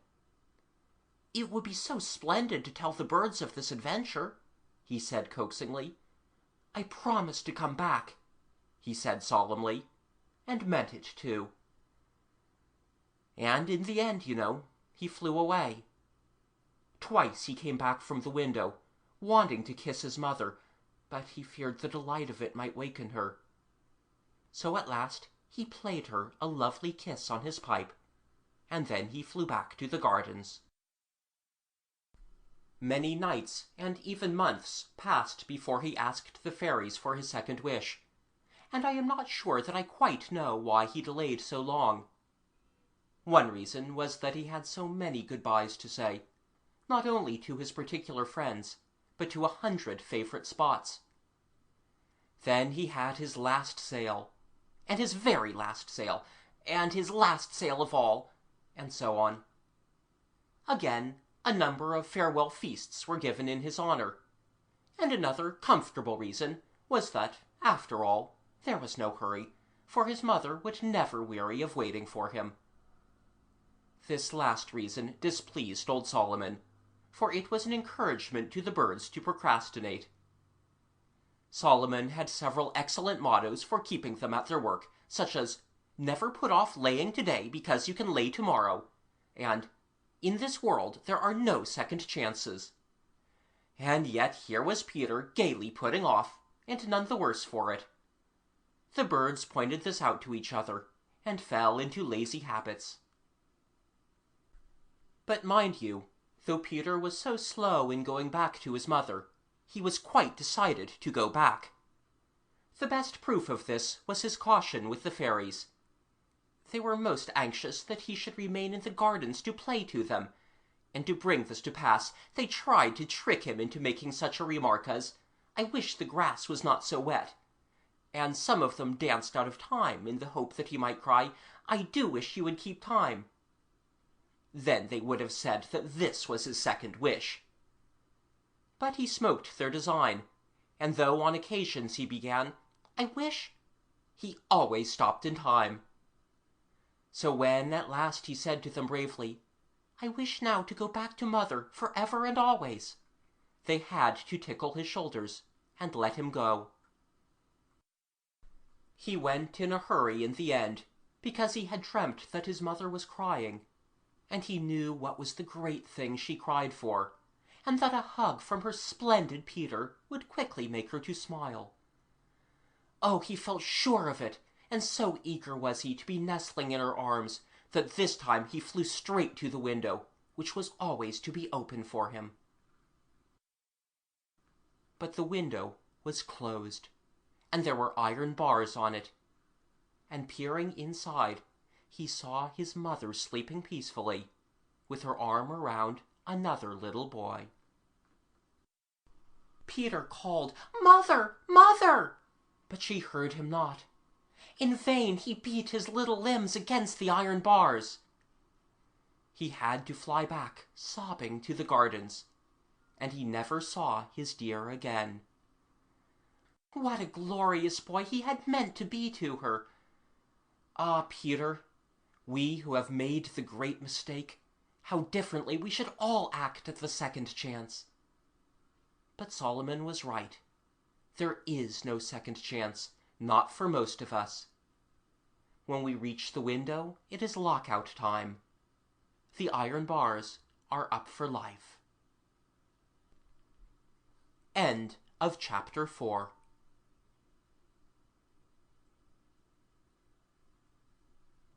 Peter Pan in Kensington Gardens by J.M. Barrie. Chapter 5. The Little House. Everybody has heard of the little house in the Kensington Gardens, which is the only house in the whole world that the fairies have built for humans. But no one has really seen it, except just 3 or 4, and they have not only seen it, but slept in it. And unless you sleep in it, you never see it. This is because it is not there when you lie down, but it is there when you wake up and step outside. In a kind of way, everyone may see it, but what you see is not really it, but only the light in the windows. You see the light after lockout time. David, for instance, saw it quite distinctly far away among the trees as we were going home from the pantomime, and Oliver Bailey saw it the night he stayed so late at the Temple, which is the name of his father's office. Angela Clare, who loves to have a tooth extracted because then she is treated to tea in a shop, saw more than one light. She saw hundreds of them altogether. And this must have been the fairies building the house, for they build it every night, and always in a different part of the gardens. She thought one of the lights was bigger than the others, though she was not quite sure, for they jumped about so, and it might have been another one that was bigger. But if it was the same one, it was Peter Pan's light. Heaps of children have seen the light, so that is nothing. But Mamie Mannering was the famous one, for whom the house was first built. Mamie was always rather a strange girl, and it was at night that she was strange. She was 4 years of age, and in the daytime she was the ordinary kind. She was pleased when her brother Tony, who was a magnificent fellow of 6, took notice of her, and she looked up to him in the right way, and tried in vain to imitate him, and was flattered rather than annoyed when he shoved her about. Also, when she was batting, she would pause, though the ball was in the air, to point out to you that she was wearing new shoes. She was quite the ordinary kind in the daytime. But as the shades of night fell, Tony the swaggerer lost his contempt for Mamie, and eyed her fearfully.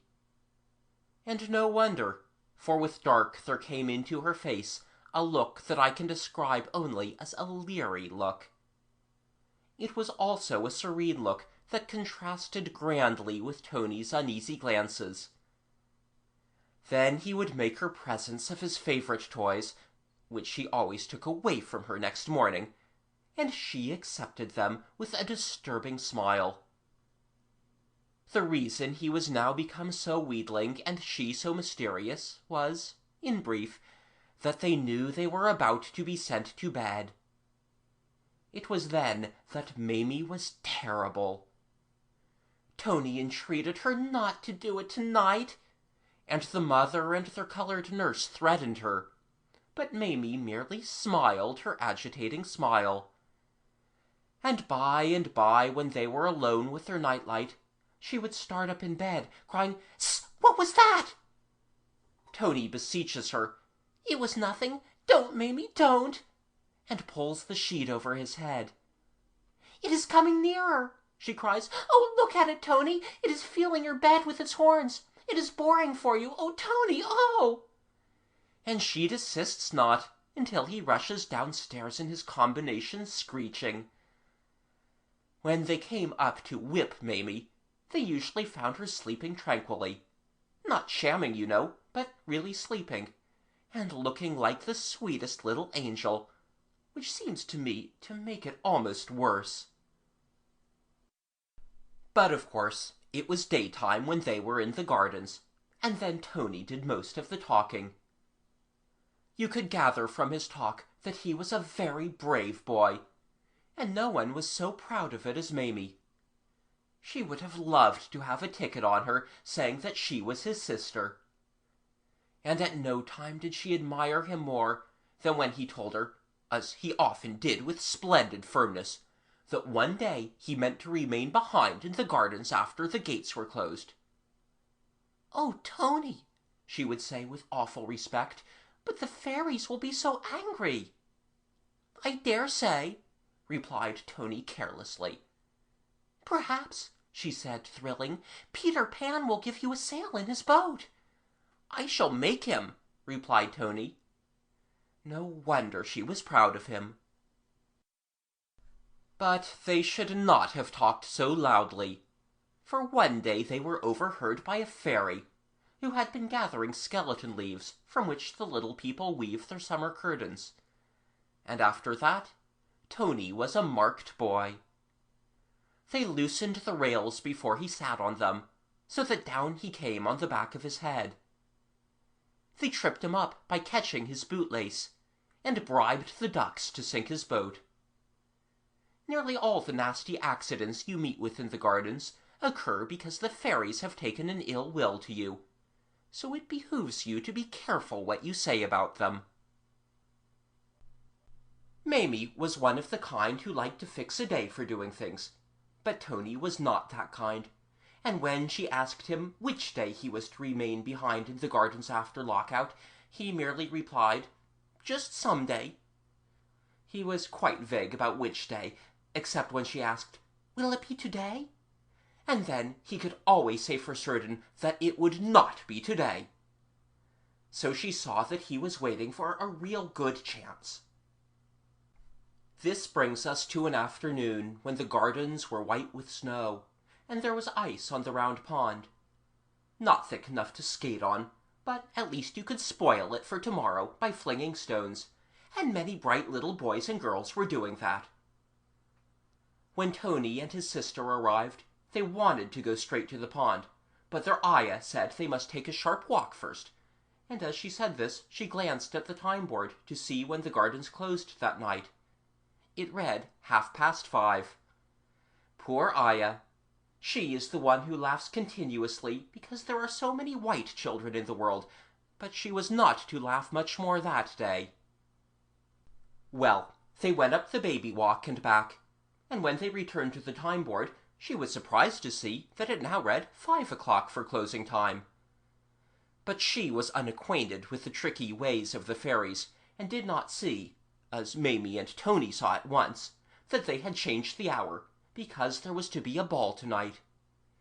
She said there was only time now to walk to the top of the hump and back, and as they trotted along with her, she little guessed what was thrilling their little breasts. You see, the chance had come of seeing a fairy ball. Never, Tony felt, could he hope for a better chance. He had to feel this, for Mamie so plainly felt it for him. Her eager eyes asked the question, "Is it today?" And he gasped, and then nodded. Mamie slipped her hand into Tony's, and hers was hot, but his was cold. She did a very kind thing. She took off her scarf and gave it to him. "In case you should feel cold," she whispered. Her face was aglow, but Tony's was very gloomy. As they turned on the top of the hump, he whispered to her, "I'm afraid Nurse would see me, so I shan't be able to do it." Mamie admired him more than ever for being afraid of nothing but their ayah, when there were so many unknown terrors to fear, and she said aloud, "Tony, I shall race you to the gate," and in a whisper, "Then you can hide." And off they ran. Tony could always outdistance her easily, but never had she known him speed away so quickly as now, and she was sure he hurried that he might have more time to hide. "Brave, brave," her doting eyes were crying, when she got a dreadful shock. Instead of hiding, her hero had run out at the gate. At this bitter sight, Mamie stopped blankly, as if all her lapful of darling treasures were suddenly spilled, and then for very disdain she could not sob. In a swell of protest against all puling cowards, she ran to St. Govor's Well and hid in Tony's stead. When the ayah reached the gate and saw Tony far in front, she thought her other charge was with him, and passed out. Twilight crept over the gardens, and hundreds of people passed out, including the last one, who always has to run for it, but Mamie saw them not. She had shut her eyes tight, and glued them with passionate tears. When she opened them, something very cold ran up her legs and up her arms and dropped into her heart. It was the stillness of the gardens. Then she heard clang, then from another part clang, then clang, clang, far away. It was the closing of the gates. Immediately the last clang had died away, Mamie distinctly heard a voice say, "So that's all right." It had a wooden sound, and seemed to come from above, and she looked up in time to see an elm tree stretching out its arms and yawning. She was about to say, "I never knew you could speak," when a metallic voice that seemed to come from the ladle at the well remarked to the elm, "I suppose it is a bit coldish up there." And the elm replied, "Not particularly, but you do get numb standing so long on one leg." And he flapped his arms vigorously, just as the cabmen do before they drive off. Mamie was quite surprised to see that a number of other tall trees were doing the same sort of thing, and she stole away to the baby walk, and crouched observantly under a Minorca holly, which shrugged its shoulders but did not seem to mind her. She was not in the least cold. She was wearing a russet-colored pelisse, and had the hood over her head, so that nothing of her showed except her dear little face and her curls. The rest of her real self was hidden far away, inside so many warm garments that in shape she seemed rather like a ball. She was about 40 round the waist. There was a good deal going on in the baby walk, where Mamie arrived in time to see a magnolia and a Persian lilac step over the railing and set off for a smart walk. They moved in a jerky sort of way, certainly, but that was because they used crutches. An elderberry hobbled across the walk, and stood chatting with some young quinces, and they all had crutches. The crutches were the sticks that are tied to young trees and shrubs. They were quite familiar objects to Mamie, but she had never known what they were for until tonight. She peeped up the walk and saw her first fairy. He was a street boy fairy, who was running up the walk closing the weeping trees. The way he did it was this. He pressed a spring in the trunks, and they shut like umbrellas, deluging the little plants beneath with snow. "Oh, you naughty, naughty child!" Mamie cried indignantly, for she knew what it was to have a dripping umbrella about your ears. Fortunately, the mischievous fellow was out of earshot, but a chrysanthemum heard her, and said so pointedly, "Hoity-toity, what is this?" that she had to come out and show herself. Then the whole vegetable kingdom was rather puzzled what to do. "Of course it is no affair of ours," a spindle-tree said after they had whispered together. "But you know quite well you ought not to be here, and perhaps our duty is to report you to the fairies. What do you think yourself?" "I think you should not," Mamie replied, which so perplexed them that they said petulantly that there was no arguing with her. "I wouldn't ask it of you," she assured them, "if I thought it was wrong." And of course after this they could not well carry tales. They then said, "Well-a-day," and "Such is life," for they can be frightfully sarcastic.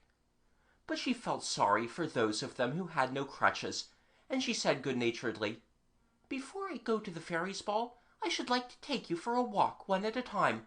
You can lean on me, you know." At this they clapped their hands, and she escorted them up the baby walk and back again, one at a time, putting an arm or a finger round the very frail, setting their leg right when it got too ridiculous, and treating the foreign ones quite as courteously as the English, though she could not understand a word they said.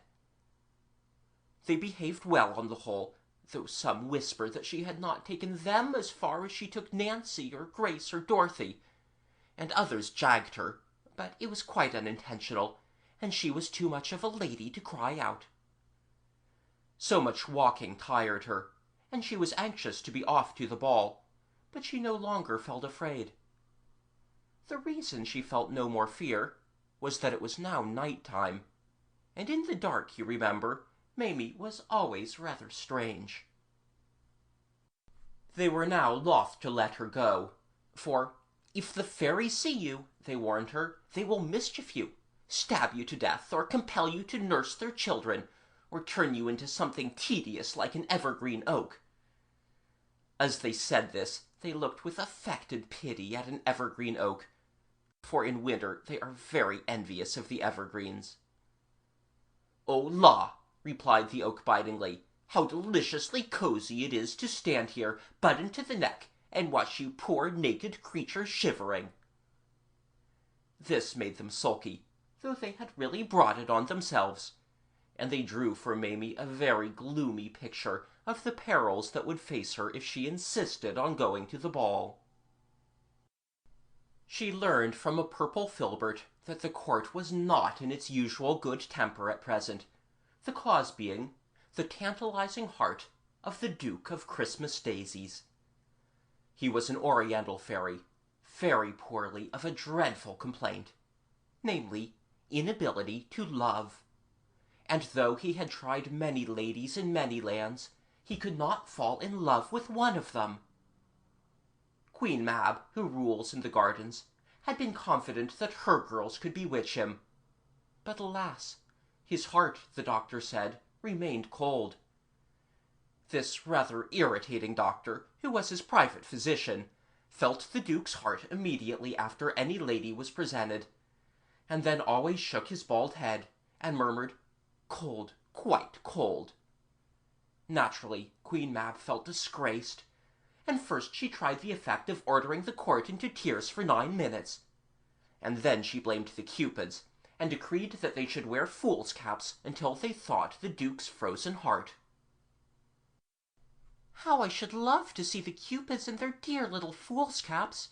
Mamie cried, and away she ran to look for them very recklessly, for the Cupids hate to be laughed at.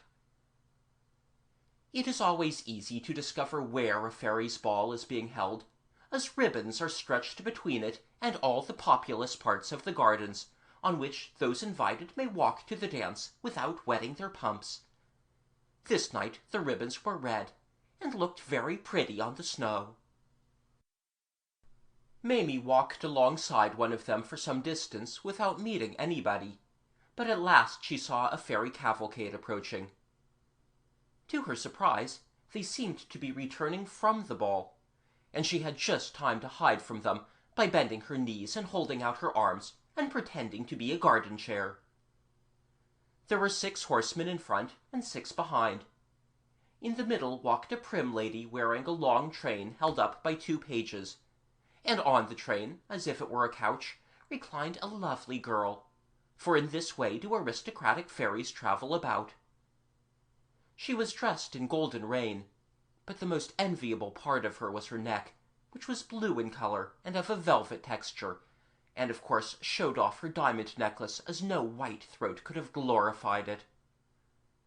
The high-born fairies obtain this admired effect by pricking their skin, which lets the blue blood come through and dye them, and you cannot imagine anything so dazzling unless you have seen the ladies' busts in the jewelers' windows. Mamie also noticed that the whole cavalcade seemed to be in a passion, tilting their noses higher than it can be safe for even fairies to tilt them, and she concluded that this must be another case in which the doctor had said, "Cold, quite cold." Well, she followed the ribbon to a place where it became a bridge over a dry puddle, into which another fairy had fallen and been unable to climb out. At first this little damsel was afraid of Mamie, who most kindly went to her aid, but soon she sat in her hand chatting gaily, and explaining that her name was Brownie, and that though only a poor street singer, she was on her way to the ball, to see if the Duke would have her. "Of course," she said, "I am rather plain." And this made Mamie uncomfortable, for indeed the simple little creature was almost quite plain for a fairy. It was difficult to know what to reply. "I see you think I have no chance," Brownie said falteringly. "I don't say that," Mamie answered politely. "Of course your face is just a tiny bit homely, but—" Really, it was quite awkward for her. Fortunately, she remembered about her father and the bazaar. He had gone to a fashionable bazaar, where all the most beautiful ladies in London were on view for half a crown the second day. But on his return home, instead of being dissatisfied with Mamie's mother, he had said, "You can't think, my dear, what a relief it is to see a homely face again." Mamie repeated the story, and it fortified Brownie tremendously. Indeed, she had no longer the slightest doubt that the Duke would choose her. So she scudded away up the ribbon, calling out to Mamie not to follow, lest the Queen should mischief her. But Mamie's curiosity tugged her forward, and presently at the 7 Spanish chestnuts she saw a wonderful light. She crept forward until she was quite near it, and then she peeped from behind a tree. The light, which was as high as your head above the ground, was composed of myriads of glowworms, all holding on to each other, and so forming a dazzling canopy over the fairy ring. There were thousands of little people looking on, but they were in shadow, and drab in color compared to the glorious creatures within that luminous circle, who were so bewilderingly bright that Mamie had to wink hard all the time she looked at them. It was amazing, and even irritating to her, that the Duke of Christmas Daisies should be able to keep out of love for a moment. Yet out of love his dusky grace still was.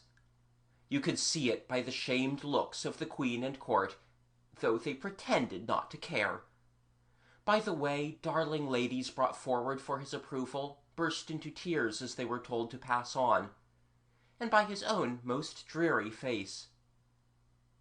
Mamie could also see the pompous doctor feeling the Duke's heart, and hear him give utterance to his parrot cry, and she was particularly sorry for the Cupids, who stood in their fool's caps in obscure places, and every time they heard that "cold, quite cold," bowed their disgraced little heads. She was disappointed not to see Peter Pan, and I may as well tell you now why he was so late that night. It was because his boat had got wedged on the Serpentine between fields of floating ice, through which he had to break a perilous passage with his trusty paddle. The fairies had as yet scarcely missed him, for they could not dance, so heavy were their hearts. They forget all the steps when they are sad, and remember them again when they are merry. David tells me that fairies never say, "We feel happy." What they say is, "We feel dancy." Well, they were looking very undancy indeed, when sudden laughter broke out among the onlookers, caused by Brownie, who had just arrived, and was insisting on her right to be presented to the Duke. Mamie craned forward eagerly to see how her friend fared, though she had really no hope. No one seemed to have the least hope except Brownie herself, who, however, was absolutely confident. She was led before his grace, and the doctor, putting a finger carelessly on the ducal heart, which for convenience sake was reached by a little trap-door in his diamond shirt, had begun to say mechanically, "Cold, quite," when he stopped abruptly. "What's this?" he cried, and first he shook the heart like a watch, and then he put his ear to it. "Bless my soul!" cried the doctor, and by this time, of course, the excitement among the spectators was tremendous, fairies fainting right and left. Everybody stared breathlessly at the Duke, who was very much startled, and looked as if he would like to run away. "Good gracious me!" the doctor was heard muttering, and now the heart was evidently on fire, for he had to jerk his fingers away from it and put them in his mouth. The suspense was awful.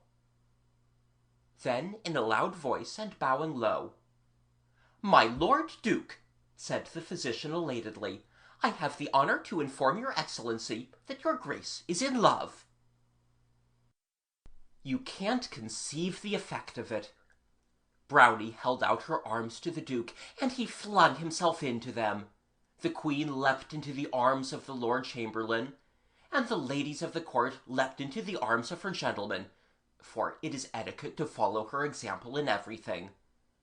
Thus, in a single moment, about 50 marriages took place, for if you leap into each other's arms, it is a fairy wedding. Of course, a clergyman has to be present. How the crowd cheered and leapt! Trumpets brayed, the moon came out, and immediately 1,000 couples seized hold of its rays, as if they were ribbons in a May dance, and waltzed in wild abandon round the fairy ring. Most gladsome sight of all, the Cupids plucked the hated fools' caps from their heads, and cast them high in the air. And then Mamie went and spoiled everything. She couldn't help it. She was crazy with delight over her little friend's good fortune, so she took several steps forward, and cried in an ecstasy, "Oh, Brownie, how splendid!" Everybody stood still. The music ceased, the lights went out, and all in the time you may take to say, "Oh dear!" An awful sense of her peril came upon Mamie. Too late she remembered that she was a lost child, in a place where no human must be between the locking and the opening of the gates. She heard the murmur of an angry multitude. She saw 1,000 swords flashing for her blood, and she uttered a cry of terror and fled.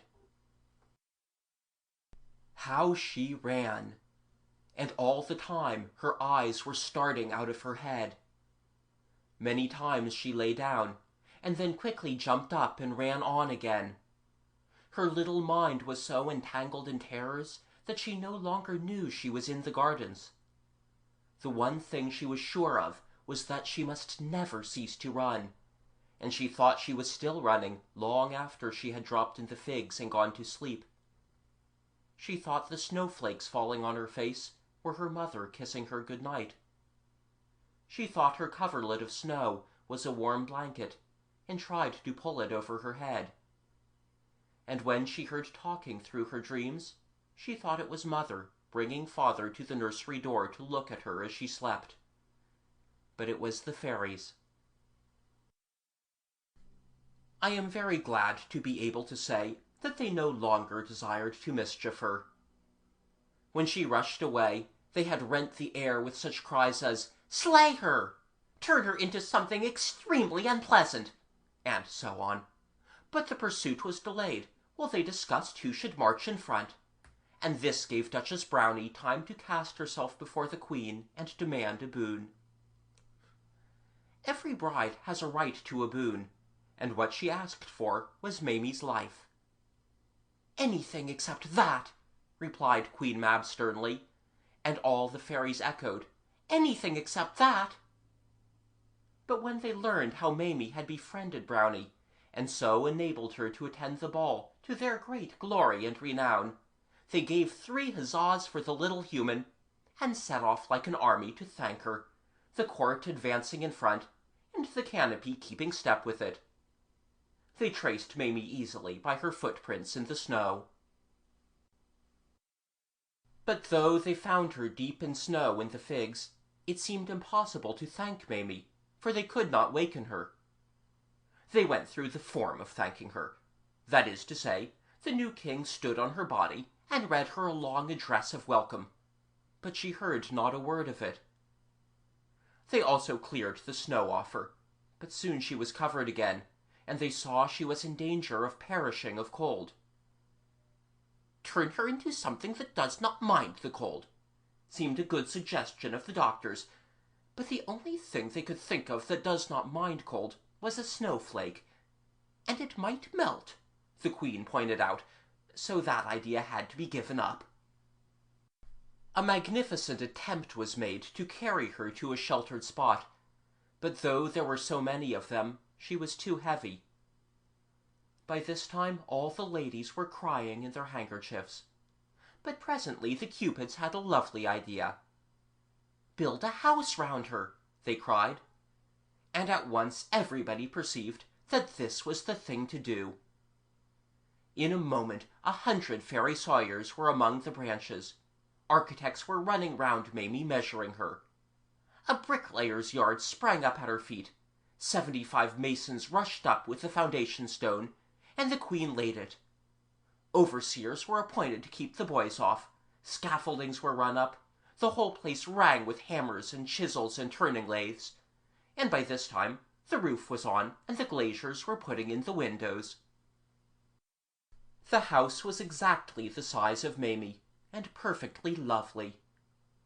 One of her arms was extended, and this had bothered them for a second, but they built a veranda round it leading to the front door. The windows were the size of a colored picture book, and the door rather smaller, but it would be easy for her to get out by taking off the roof. The fairies, as is their custom, clapped their hands with delight over their cleverness, and they were so madly in love with the little house that they could not bear to think they had finished it. So they gave it ever so many little extra touches, and even then they added more extra touches. For instance, 2 of them ran up a ladder and put on a chimney. "Now we fear it is quite finished," they sighed. But no, for another 2 ran up the ladder and tied some smoke to the chimney. "That certainly finishes it," they said reluctantly. "Not at all," cried a glowworm. "If she were to wake without seeing a nightlight she might be frightened, so I shall be her nightlight." "Wait one moment," said a china merchant, "and I shall make you a saucer." Now, alas, it was absolutely finished. "Oh dear, no!" "Gracious me!" cried a brass manufacturer. "There's no handle on the door," and he put one on. An ironmonger added a scraper, and an old lady ran up with a doormat. Carpenters arrived with a water butt, and the painters insisted on painting it. Finished at last. "Finished? How can it be finished?" the plumber demanded scornfully, "before hot and cold are put in." And he put in hot and cold. Then an army of gardeners arrived, with fairy carts and spades and seeds and bulbs and forcing houses, and soon they had a flower garden to the right of the veranda, and a vegetable garden to the left, and roses and clematis on the walls of the house, and in less than 5 minutes all these dear things were in full bloom. Oh, how beautiful the little house was now! But it was, at last, finished true as true, and they had to leave it and return to the dance. They all kissed their hands to it as they went away, and the last to go was Brownie. She stayed a moment behind the others to drop a pleasant dream down the chimney. All through the night the exquisite little house stood there in the figs taking care of Mamie, and she never knew. She slept until the dream was quite finished, and woke feeling deliciously cozy, just as morning was breaking from its egg. And then she almost fell asleep again. And then she called out, "Tony?" for she thought she was at home in the nursery. As Tony made no answer, she sat up, whereupon her head hit the roof, and it opened like the lid of a box. And to her bewilderment she saw all around her the Kensington Gardens lying deep in snow. As she was not in the nursery, she wondered whether this was really herself. So she pinched her cheeks, and then she knew it was herself, and this reminded her that she was in the middle of a great adventure. She remembered now everything that had happened to her, from the closing of the gates up to her running away from the fairies. But however, she asked herself, had she gotten into this funny place? She stepped out by the roof, right over the garden, and then she saw the dear house in which she had passed the night. It so entranced her that she could think of nothing else. "Oh, you darling! Oh, you sweet! Oh, you love!" she cried. Perhaps a human voice frightened the little house, or maybe it now knew that its work was done, for no sooner had Mamie spoken than it began to grow smaller.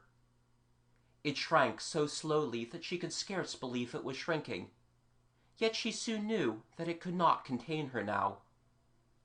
It always remained as complete as ever, but it became smaller and smaller, and the garden dwindled at the same time, and the snow crept closer, lapping house and garden up. Now the house was the size of a little dog's kennel, and now of a Noah's Ark. But still you could see the smoke and the door handle and the roses on the wall, every one complete. The glowworm light was waning too, but it was still there. "Darling, loveliest, don't go," Mamie cried, falling on her knees, for the little house was now the size of a reel of thread, but still quite complete. But as she stretched out her arms imploringly, the snow crept up on all sides until it met itself, and where the little house had been was now one unbroken expanse of snow. Mamie stamped her foot naughtily, and was putting her fingers to her eyes, when she heard a kind voice say, "Don't cry, pretty human, don't cry." And then she turned round, and saw a beautiful little naked boy regarding her wistfully. She knew at once that he must be Peter Pan. End of Chapter 5.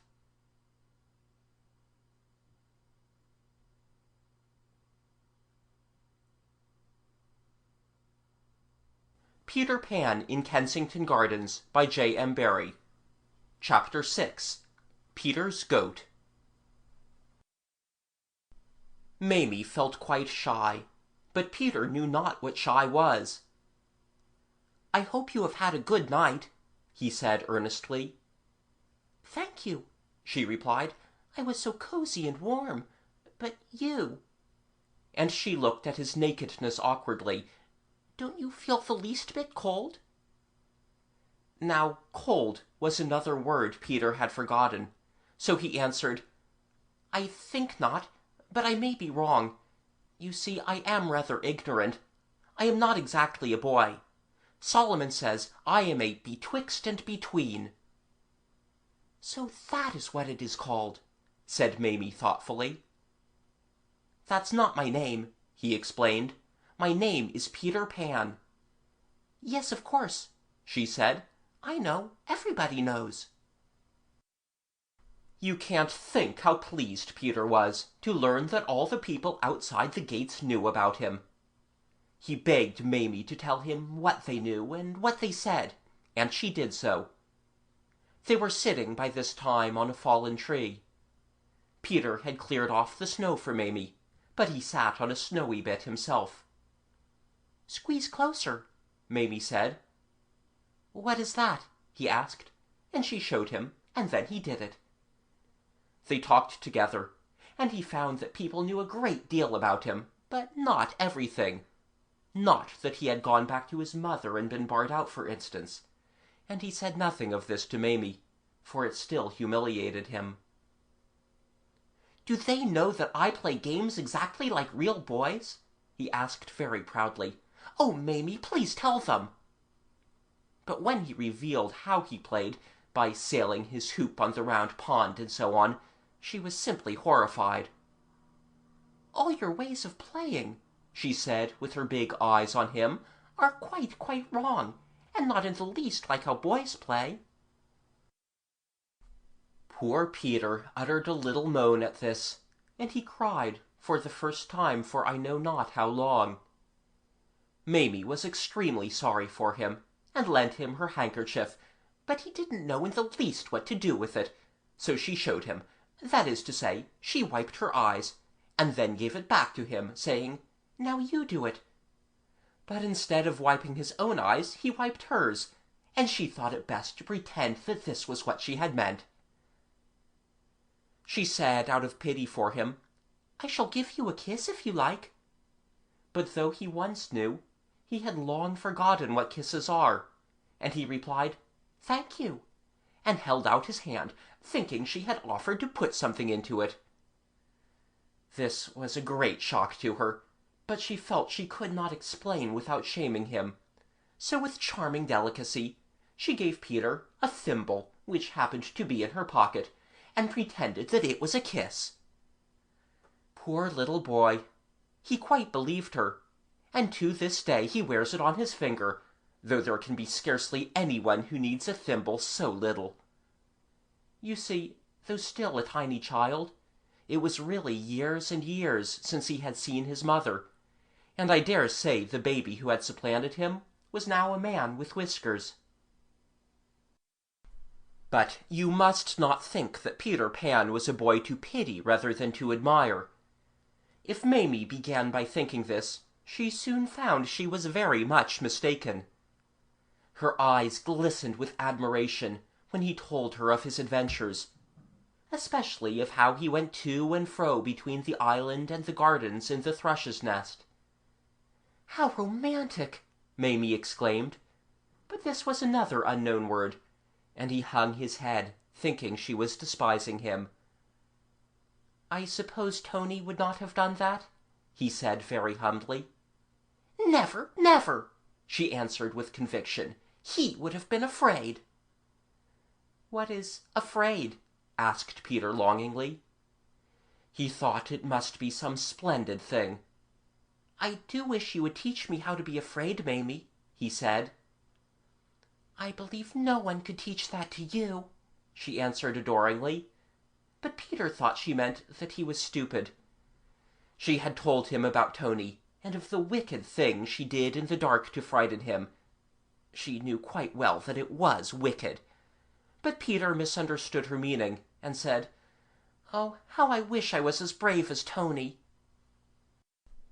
It quite irritated her.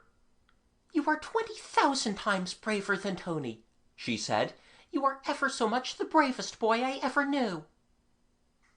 He could scarcely believe she meant it, but when he did believe, he screamed with joy.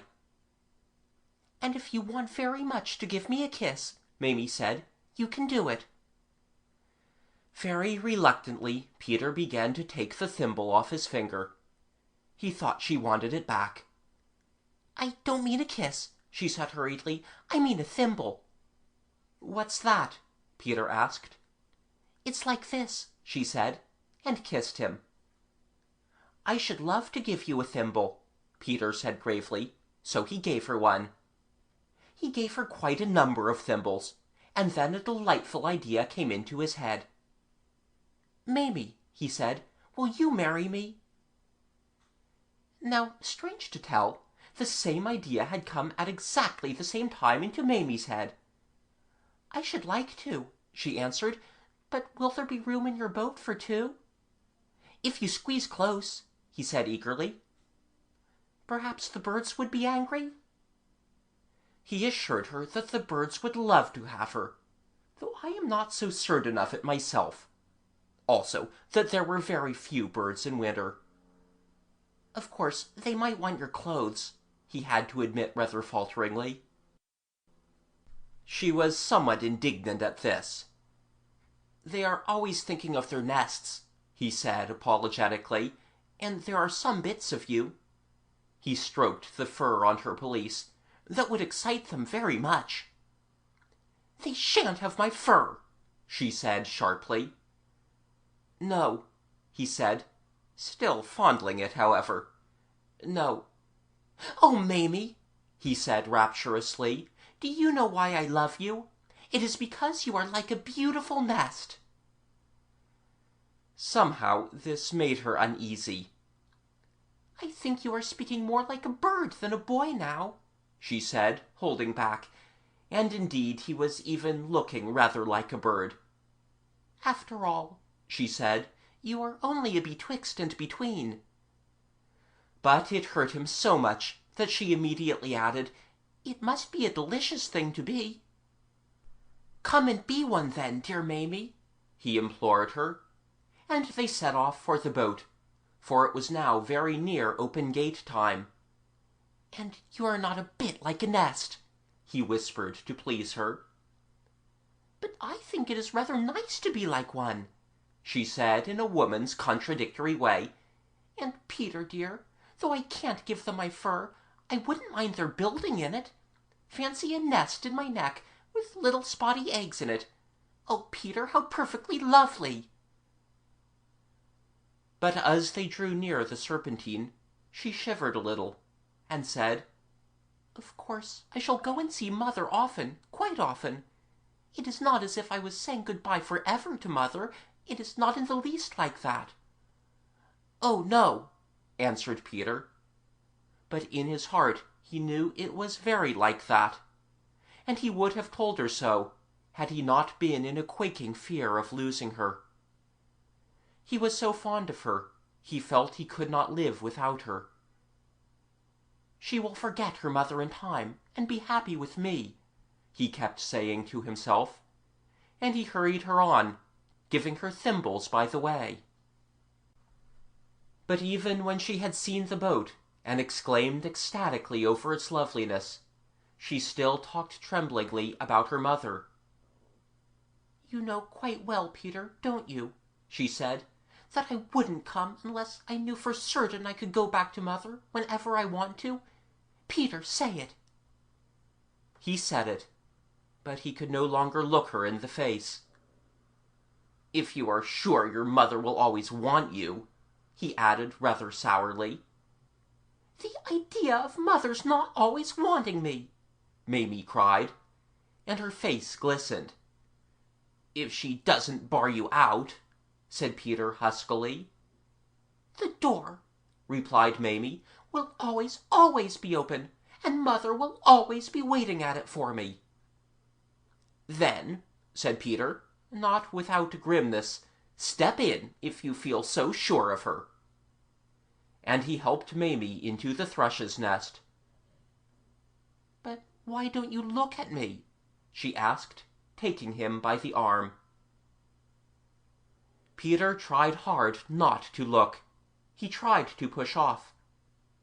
Then he gave a great gulp, and jumped ashore, and sat down miserably in the snow. She went to him. What is it, dear, dear Peter? She said, wondering. Oh, Mamie, he cried, it isn't fair to take you with me if you think you can go back. Your mother. He gulped again. You don't know them as well as I do. And then he told her the woeful story of how he had been barred out, and she gasped all the time. But my mother, she said, my mother. Yes, she would, said Peter. They are all the same. I dare say she is looking for another one already. Mamie was aghast. I can't believe it. You see, when you went away, your mother had none, but my mother has Tony, and surely they are satisfied when they have one. Peter replied bitterly, You should see the letters Solomon gets from ladies who have 6. Just then they heard a grating creak, followed by creak, creak, all round the gardens. It was the opening of the gates, and Peter jumped nervously into his boat.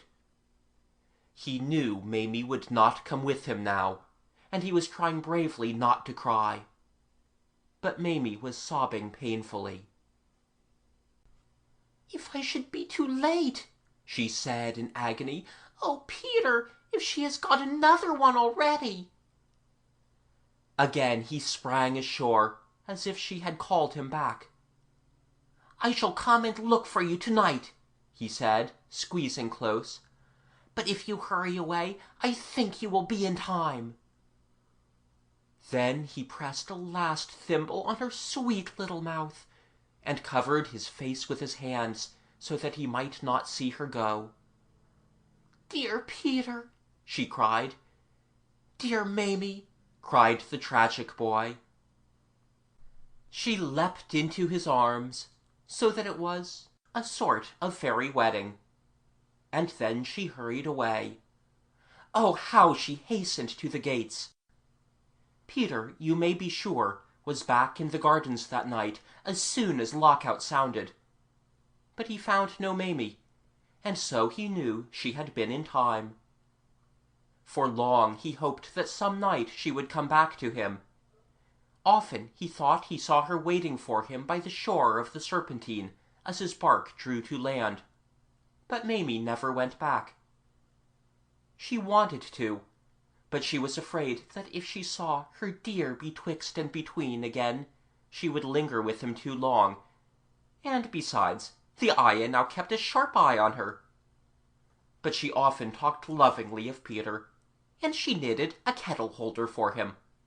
And one day, when she was wondering what Easter present he would like, her mother made a suggestion. Nothing, she said thoughtfully, would be so useful to him as a goat. "He could ride on it," cried Mamie, "and play on his pipe at the same time." "Then," her mother asked, "won't you give him your goat, the one you frightened Tony with at night?" "But it isn't a real goat," Mamie said. "It seems very real to Tony," replied her mother. "It seems frightfully real to me too," Mamie admitted, "but how could I give it to Peter?"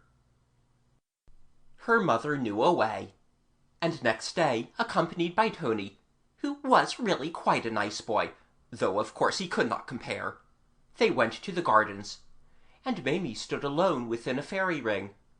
And then her mother, who was a rather gifted lady, said, "My daughter, tell me, if you can, what have you got for Peter Pan?" To which Mamie replied, "I have a goat for him to ride. Observe me cast it far and wide." Then she flung her arms about, as if she were sowing seed, and turned round 3 times. Next Tony said, "If P doth find it waiting here, will ne'er again make me to fear?" And Mamie answered, "By dark or light I fondly swear never to see goats anywhere." She also left a letter to Peter in a likely place, explaining what she had done, and begging him to ask the fairies to turn the goat into one convenient for riding on. Well, it all happened just as she hoped, for Peter found the letter, and of course nothing could be easier for the fairies than to turn the goat into a real one.